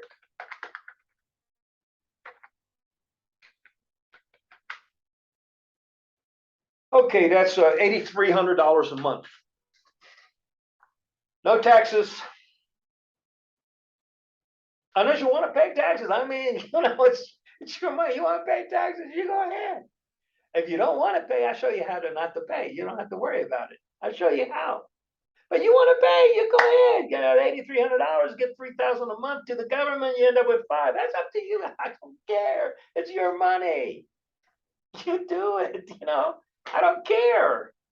You're big boys, me. If I got $1 million coming to me every month from all these businesses, I got news for you. $1 million stays in my pocket. I'm not fucking gonna give the IRS, okay, who's actually works for the British Queen, and our tax money goes to Britain. I don't want to get into that. There's so much of that crap, it's unbelievable. But anyway, so just to show that I'm on the up and up, you'll have it, and you'll be able to open up the account. You'll be able to talk to trustees. They'll show you the money's in the account. There's the 500,000. You can only take out so much every month because it's a job. and you'll have the best job whatsoever. You'll have vacation time, paid, and this, that, etc. And if you do really, really good, maybe the second year, you're at 120,000. That's a 20% pay scale. American Airlines, you know, the place where you're a mechanical engineer ain't going to pay you and give you a 20% raise on a year base, or it might be 15%. It just depends on the results. Because there'll be businesses there at the farm, you know, the hemp business for the bricks, the moringa, the neem, okay, possibly the charter airlines, and then the vertical tower. You'll be responsible for all that, but there's going to be a lot of people working there, and they're going to be veterans. I got a love for the veterans, big time love. And I came because I saw how my grandpa Bob was a veteran, World War II, Korea. I went with them so much to the Veterans of Foreign Wars, the club in Richmond, and I'm going to go there and I'm going to do something big for them. I'm going to see what they need, and if they need to construct this, that, whatever, I'm just going to give. If it's $100,000, I'm just going to give them 100,000, and I might give them the 100,000 every freaking year. My parents loved those people, and they loved my parents. When Grandpa Bob died, there were many veterans that came to his funeral services and all that. And I was here in Columbia, and that was sad for me. I couldn't be there when Grandpa Bob. He's buried in Quantico, and I'm gonna go see him. But anyway. So I mean, that's that. And maybe you decide, no, I don't want $100,000 job. I want to stay in Tulsa, and I'll keep working at American Airlines, or I'll keep working in El Paso, Texas, or David Oaks. I'll keep working at cop. My biggest concern for David Oaks is he's a cop. You know, right now, being a cop is a police officer is one of the most dangerous jobs in this country with the way that things are politically and the feeling of the left, the communist fascists. I mean, I get concerned that one of these days there's going to be two police officers coming to Katia and knocking on the door and saying, you know, Mrs. Bravano, we have the history of your husband was shot and killed in a convenience store robbery, whatever that he tried to stop, whatever. I mean, I get concerned. I think about that. The most dangerous, or he was sitting in his car and somebody came by and assassinated him. We caught the guy. Just shot him because he wanted to join a gang and whatever. I get very concerned that my grandchildren are going to end up without a father. Maybe you decide you want to stay there. David seems like a nice guy, and there's no ifs, ands about it. I'm disappointed in him because he has judged me, yet he has never even said a fucking word to me. That's the only thing about David that it's kind of disillusioned me about the type of person he is. But anyway, hey, you know, when you spread poison, which is what Marisol and her parents did, and nobody can convince me it didn't happen. Because see, I see the results. You know, you look at the harvest. I see it in Isaac. Okay, definitely Christian, and oh my God, in Katya it overflows. I mean, you got something to say to me? Just say it, man. You know, let's rumble. Let's dance. No, just cut me off. Don't say a word. Don't say nothing. That's fine. Okay, you know. All I can say is it's not a good way to end up in front of Yahuwah and Yahushua when Judgment Day comes and be in that position. I tell the Father all the time when I'm in my chat with him, you know, forgive him, Father, because I forgive them. They don't know what they do. Forgive them, Father, for they do not know what they do. It's quite a statement, isn't it? But anyway, now let's say this happens. So I say to you guys, okay, so you got the job, no problem. You all take it. Not a problem. Or maybe only one of you takes it. Maybe Christian decides, I'll take it. Isaac decides, no, I'm going to say to American Airlines. Okay, that's fine. Christian decides, okay, I'm coming to Florida. I want to get $100,000, $500,000 payable, blah, blah, blah, blah. And then I'm not dead. And then he goes, Dad, I want to change my name to Bourbano. Okay. That is your rightful name. And so he does. Legal 100%. I got an heir. Right now, I have no heirs. None. I got sons, daughter. I mean, Katya Isaac and Katya Isaac and Christian are kind of like Ian. He's a son of me, but he's not blood. But I love him as a son. But he's not blood. He's not my blood. He's got in him as Michael Henstill, which is fine. I see Michael. Michael, I think, was a great guy, but he put up with the shit that I put up with for 14 years with Mighty Soul. Married for 7 years, and Mighty Soul did not let Michael touch her for 3.5 years. They got married and no sex for 3.5 years. This came from Mighty Soul's mouth. I'm not making this up. She told me this herself. Just like she told me that the reason she married Michael was because she wanted to get away from her father. That she was never in love with Michael. She was his best. Michael was her best friend, but she married him to get away from the father. Isn't that weird? Why do you want to get away from your father? Perversion, maybe. There's a lot more. I'll go into that at another time. Just like Mighty Soul told me that her sister Eileen, gorgeous woman. Sometimes I man, I wish I met her first. That's just being honest. Gorgeous woman. And I don't think she had any problems in bed. But anyway, the thing about it is this. I'm going to say this. Mighty Soul told me this. Her sister was so hot. She had men, Puerto Ricans, all over her all the time, trying to get into a serious relationship. That wanted to marry her. She could have had the pick of the crop, but Eileen would not marry any of them. She would only marry a man who would take her out of Puerto Rico and away from her father. And when Jose came along, who was from Argentina, he promised her to take her to Argentina, and he did. And she did love him. There's no question about it. None. She fell in love with Jose, but he was able to take her away from her father. Wonder why she wanted to get. Why is it that Eileen was so rebellious? She didn't want to be around her father. She would always be sneaking out, staying with girlfriends. This is from my Mighty Soul told me this. And it was all to get away from her father. I mean, that's what Mighty Soul told me. And you know it, Mighty Soul. Why? I mean, I've been in relationships, girlfriends, and all that since high school. I've never met any of the women that I knew. They all had relationships with their father, which was decent, this, that, and whatever. And I always had great relationships with the parents. Always. Not with Papon Busquet. Just like Marisol, and the thing about it is, Marisol, I didn't realize it, but you weren't honest with me. But anyway, let's keep going. So if Christian says, "I'll take it," then I have an inheritance. I have an heir, and so now when the day comes that I die, the trustees and all that will know that Christian is the one that gets the farm, the businesses, everything, multi millions of dollars. And I will teach Christian, and I will teach Isaac, and I will teach my family how to handle that and what they need to do with it, because with the wealth comes responsibility. And I'm looking at doing so much stuff that's good, it's unbelievable.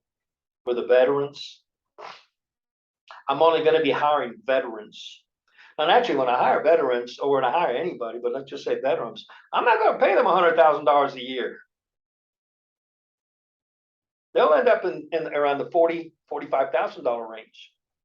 But I'm not giving them $100,000 because I'm only doing that because I said Christian and David Oakes, their family, I would see David as a son, not as the black sheep like I was looked at for 16 years with Married to Mighty Soul, in which the Busquets and overall even Gongi to the most part.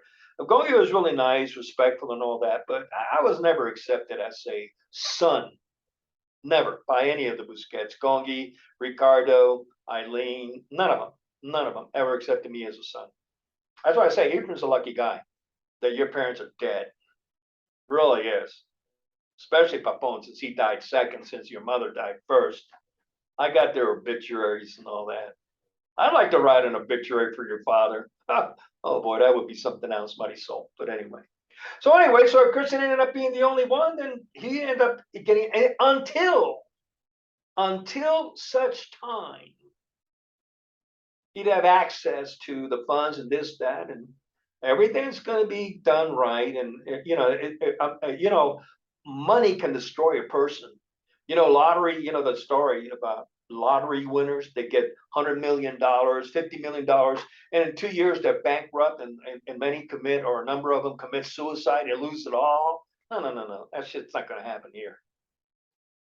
No, everything done right, done this. That's why everything that's purchased, no loans. We don't need loans. Everything that's purchased. The farm, we stroke a check. It's 25 million, we stroke a check. 50 million, we stroke a check. The plane is an incredible plane. As a matter of fact, I sent Isaac on WhatsApp. I sent him on YouTube. You can find the plane, and I sent him, etc. And if you buy a fleet, if you're looking at a fleet purchase, you can buy the plane pretty much now. It's my understanding. And since we're looking at the plane for fleet, because we're going to charter it or lease it out to, like I said, FedEx, DHS, whatever, or we go to a charter airlines that actually takes passengers from, let's say, West Coast to East Coast, and get them to manage our planes for us and all that. Okay. But see, what's interesting about this whole thing is, as I look at it, David is in law enforcement. I'm definitely a Second Amendment guy. And what we're going to be doing, we're going to need to protect it. When the shit hits the fan, we need to be armed. There's no question about it. Man, I plan on being armed in Florida. Big time. AKs, 47s, this, that, whatever. I don't know much about it, but believe me, plenty of ammo, plenty of ammo, etc. Why? Because everything we got, the fascists, and when the shit hits the fan, even good people can go crazy, and now they want what you got. And in Florida is where, if everything goes right, and hopefully my sons, my daughter all accept, is I am going to build an underground. I already know the company. It's in Texas. I'm going to be going to see when I get back. When I get back to the United States, I got like 11 states to go visit, all on business, with the exception of Tulsa. I got to go to Washington, Oregon, California, Arizona, Tennessee, Virginia, Florida, and also Gary and I need to go to Panama, Belize, the Caribbean, and seeing all this stuff. I want my sons and their daughter to go with me. And when we go to the Caribbean and all that, it's going to be vacation as well. And we're going to go on our own private jet and all that. But I don't know if that's what you want. I mean, you might be really hot and this, that, with working where you work, David, at working. Oh, I said, well, I'll be a policeman. Okay, that's fine. I respect that. I got no problem with that. You can be a policeman, go ahead. Still going to bless them. And every year, David and Kathy will get it. I don't know, $20,000, $30,000, whatever. But like I said, I'm not paying the taxes of this, that, maintenance, gasoline, and all that on the car, or taxes on the house and all that to a Busquets. It's not going to happen. Not going to happen. Can't do it. Busquets destroyed my family. It's like I told Marisol. Marisol was never a Bourbano. Never. And she was never a Henstel. She has always been, and even this day, right now, today, she is a Busquets. She's not a Franco. No way.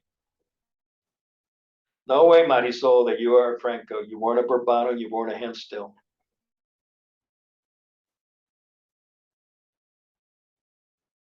I'm going to share one little story here. I remember, we were going to the Hispanic ministry, the church there at on 44.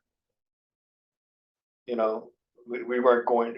That's part of Victory Christian, but we weren't really going anymore to the main Victory Christian at 70. Was it 71st and Lewis? We were going to the Hispanic church, and I always would sit up front, always.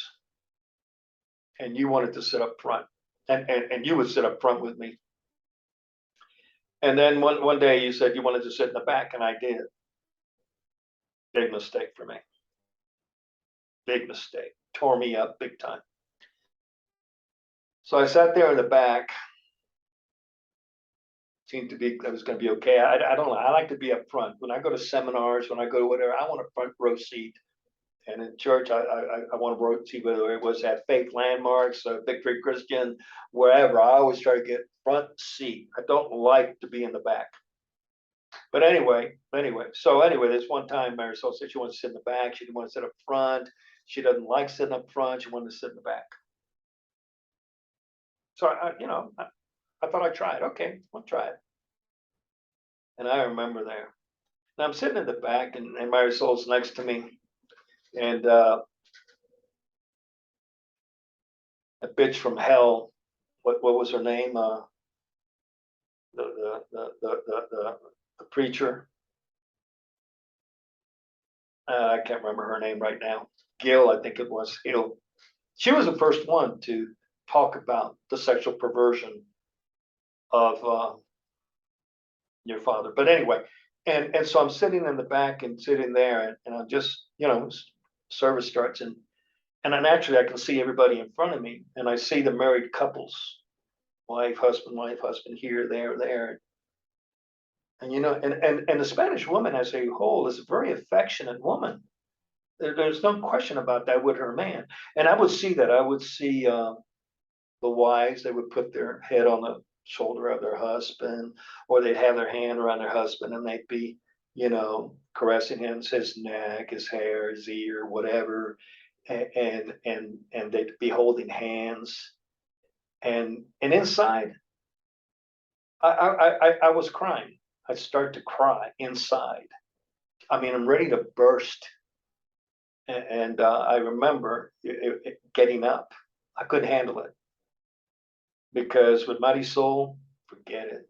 Her put her arms around me, forget it. Her wanting to hold hands, Mighty Soul, no, you didn't like that either. You were the least affectionate woman I've ever known in my life. And so I couldn't handle it. Totally tore me up. Seeing all these women with their husbands just being so affectionate and loving. And I've got the most cold ass bitch ever that I married.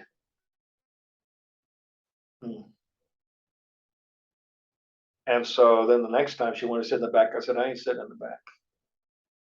She said, well, I don't want to sit in the front. I said, that's okay. You don't have to. I will. She said, but no, that's not going to look good. Me in the back and me in the front. And then she said, I don't care. I said, well, people are going to ask. And I said, that's right. They'll ask. And if they ask me why, I'm going to tell them exactly why. I can't sit in the back and watch the wives be so nice and friendly and affectionate to their husbands. And I got a woman here that doesn't even like to hold hands, doesn't like to hug, does no affection, no nothing, no loving, no nothing. I said, I can't handle it. And so I'm not going to sit in the back during the church service and just watch all these people, all these husbands with their wives. And I have the most cold ass bitch ever that I married in my life. So I told her, that's what I'll tell them. So you want to go in the back, go in the back. Well, let me put it this way. She sat up front. And the topic was never discussed ever again. I tell you, that's why I tell Isaac, I said, Isaac, let me tell you something, buddy. The day you think you found the love of your life, all I'm going to tell you is one thing. You better take her to bed. You better take her. And this goes for you too, Christian. You better take her to bed. Don't get her pregnant now. If you want to find out about how to do that without a condom, I'll tell you. As your father, I'll tell you how. Okay. But I said, you take her to bed, because I said, let me tell you something. You end up marrying a woman who then afterwards turns out to be cold, doesn't like to kiss. I mean, kiss Mighty Soul. Oh my goodness, Marisol couldn't handle kissing. Oh, geez almighty, give me a freaking break. But I stayed, and I would have stayed married to this day to Mighty Soul because of my boys and my daughter. Would have done it. I would have taken all the suffering, all the hurt, all the everything. Would have taken it for my boys. and my daughter, and actually then grandchildren. Eventually, I would have separated, but not until they're all gone, and it's just Mighty Soul and me. I would have said bye. There is no doubt about that one. I wouldn't have been able to handle it. No, no way would have been able. Ephraim, I hope, buddy, that if you're listening to this, but I hope that you don't have the same experience. But I'll tell you what, man, if you and I ever sat down and talk, and I know one thing you'd find out. You've been lied to left and right by Mighty Soul. She lied to me. She lied to Michael. She didn't tell Michael, Ian's father, that she was going to marry him in order to get away from her father. I mean, this came right from you, Mighty Soul. You told me that yourself. You married Michael in order to get away from your father. You didn't have sex with Michael for a 7-year marriage, and he didn't touch you for 3.5 years. You're the only woman in the world who knows exactly when, to the moment, to the minute, Ian was conceived. I'm not going to get into details on that. I think you can figure it out. But anyway. So all I'm going to say is that, Isaac, Christian, say, Ian is the only one that doesn't have to worry. He doesn't have to do anything. I'm going to bless him. I'm going to buy him his house, buy him the kind of car he needs, take his house and the part that that's what I'm saying. It's not going to be a $500,000 house because he needs stuff done to turn a part of that house to a studio, and that's going to cost some bucks. So and naturally, I don't think he has it. So I'll do it for him. I don't have any problem. And whatever equipment he needs, cameras, this, that, photography, I'll buy it all for him. I love Ian. There's no question about it. I love Ian. I remember the first time when the poison on Ian started, when he came to us on the day we were married, and after we got back, he said that when he was talking to Papone as you and I were going out to the honeymoon, and Ian said to Papone, "Well, now that James is married to my mom, now I can call him Papa." And there's when the poison started. And your father raised his voice. This is Ian telling this. You know this. And your father said to Ian, "Don't you ever dare ever call James Papa. You always call him James." There, poison started. There was, and eventually it worked. The relationship between Ian and I was destroyed. Well, if Ian takes the thing and decides to come to Florida, whatever, etc., and this, that, you know, he'll have an inheritance when I die. But, I have to see from Ian because of what he did. He did something that was such an abomination, and that's hard. That's hard. That's hard. But anyway, so that's what's going to happen when I get back to Tulsa in that aspect. They'll be interested to see. And I decided to do this video because I'm going to send it to Christian and Isaac and Ian. And so they can start dwelling and thinking about what they want to do. Like I told Isaac, when I get back, I knock on his door. I'm not looking at telling Isaac when I'm coming. I'm just going to come. In a month and a half, he hasn't answered any messages on WhatsApp, read him or nothing. But I wish he was just honest. I wish he was honest. But then he is a Busquet. Busquets are not honest. I'll tell it to you the way that it is. And that's what I'm doing. I decided to do this video to share with you, Mighty Soul, for what you did in relation to my boys, my daughter, the poison you injected into them. But don't worry, Mighty Soul. You went on Sunday and said, "Jesus, forgive me. Cleanse me white as snow. I'm okay now." And you're going to be in for a big freaking surprise.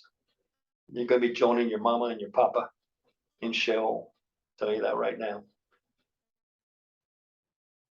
I mean, even though I know, and I know the salvation, the true salvation, and through everything, even on a daily basis, I go, "God, man, am I going to make it?"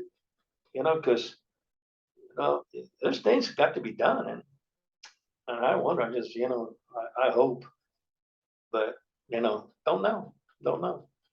That's all I know right now. So I don't know what's going to happen. I have no idea. All I know is that my boys, I just have to do this video so that send it to them, but it's really for you. It's not for them, but they need to know. They can start thinking. Chris can start thinking if he wants to go to Tulsa. Like I say, if he doesn't want to, that's fine. But I'm not going to buy a 500 to $1 million house in El Paso, Texas. I'm not going to do it. I'll buy him. Maybe he'll want a condo. I don't know. He can choose. Maybe he decides, fuck you, Dad. Don't want anything from you. Okay, that's fine too. I already told Isaac that. I said any of you, but you're going to talk to my face. And then you won't hear from me. I won't bother you. I just go on with my life, etc. And this, that. I said, the only time you'll hear from me is when I die. And then comes the inheritance. And then you learn. I mean, I think about it, I go, would they give up their inheritance?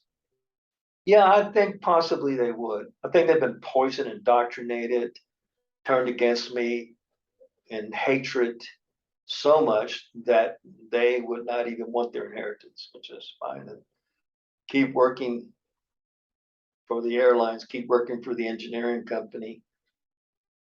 David, keep being a police officer and a squad car going after speeders. When I get back to Tulsa, I will not be having license plates on my car, and I will not have a driver's license. I will be traveling from point A to point B, and I'm looking forward to going to the court, kick their ass every time. I have no problem going to jail, but I'm not going to go to jail. So anyway, Marisol, I'm going to do a second video here that's going to be attached to this one. And that's going to be about the repercussions that are coming for the federal and state criminal felonies that you committed. And boy, I hope, Marisol, you don't think I'm playing. I think you already know me. I'm not playing. I took on the IRS. I kicked their ass. Then I got that police officer in Chester, Virginia, who arrested me falsely, and I took him to federal district court, and he lost, and they ended up paying, which we bought the van that then we gave to a trust, okay, from with the money that we got from settlement, and then I took the judge in the divorce. I took him to the Supreme Court of Oklahoma and kicked his fucking ass there too, and he lost. But I'm coming back. Williamson is first. Going after him first. Anyway, you want to listen to how that's going to work, you should listen to the second video. Isaac asked me, he said, I don't know what I'll do if you go after Mom and she ends up going to jail. I said, I know that. So you may decide you never want to ever see me again.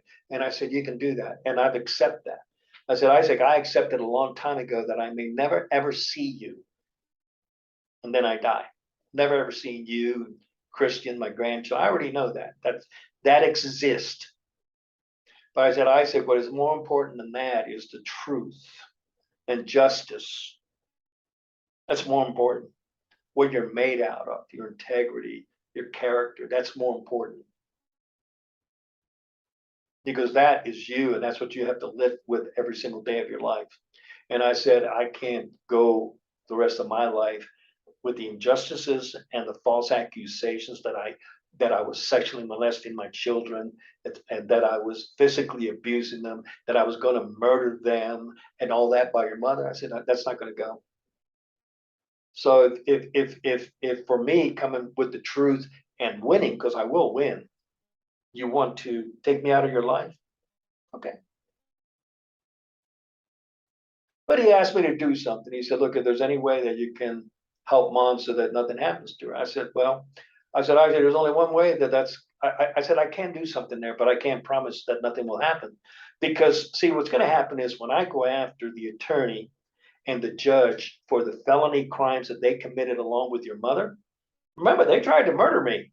I was in the hospital for 3 days, Isaac, Christian, and Katya. If you guys didn't know that, your mother tried to murder me.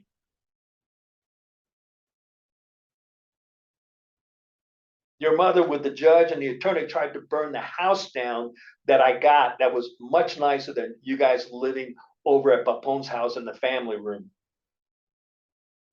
They tried to burn it down. They failed. But anyway, so I don't know what to say. But I can't, I need to close on this. I've forgiven your mother. I understand this. I forgive you, mighty soul. But that doesn't mean that there's no justice. No, there is going to be justice. And you have and so I told Isaac, there is only one way that I can try to help your mother and keep her out of jail. And that is she tells the truth. And so, mighty soul, you don't tell the truth, I will ask the jury to put you in jail for the same number of years that I've been without my children. And right now, that's 17 years. And everything that you've done is easily over 10 plus years. It easily hits 17 years. But that's what I will ask the jury.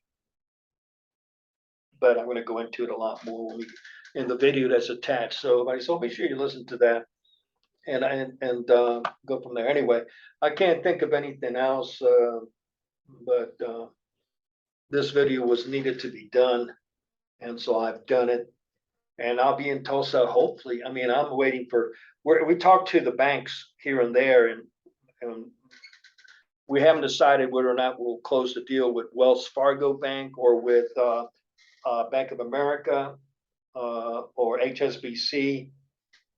There's a number of people involved in this, and some of them talk to HSBC and this, that, and Gary works at Wells Fargo, so he's got connections there and all that. So, it's coming. It's going to close, and we're excited about that. We're finally at the end.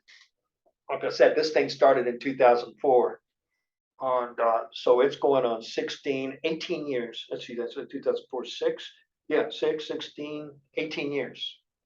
It's at the end. I'm looking great. I'm looking forward to getting back to the U.S. Looking forward to it. So, mighty soul, you're going to have some decisions to make. But I'll tell you this. When I go after Williamson, you want to know who he's going to blame on? You want to know who he's going to blame for the fraudulent protective order? You want to know who he's going to blame for the perjury? You want to know who he's going to blame for the fraudulent? Because you committed fraud when you changed the names of our children from Bourbano to Busquets. You did it by fraud, and I can prove that. See, everything that I say when it comes time for the court, I can prove it. But you think that Williamson's going to go in, and when I come after him and I'm always suing him for $10 million, you think he's going to just say, well, yeah, I'm going to do it all. Yeah, it was just me. No, it was me, my soul. No. He's going to put you under the bus. But I'm going after him first. And then he's going to put the judge under the bus to save his ass. Because he can end up going to prison.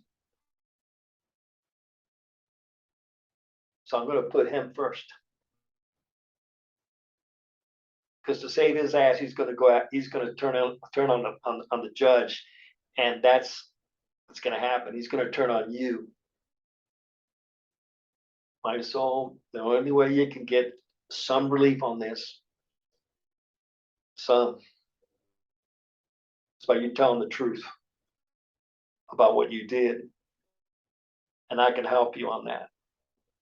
But if you don't, well, visiting hours are weekends, a couple hours. And you won't be going to Tulsa County Jail. You'll be going to Mecklenburg Women's. Okay, that's it. Nothing much more to say. Okay, bye.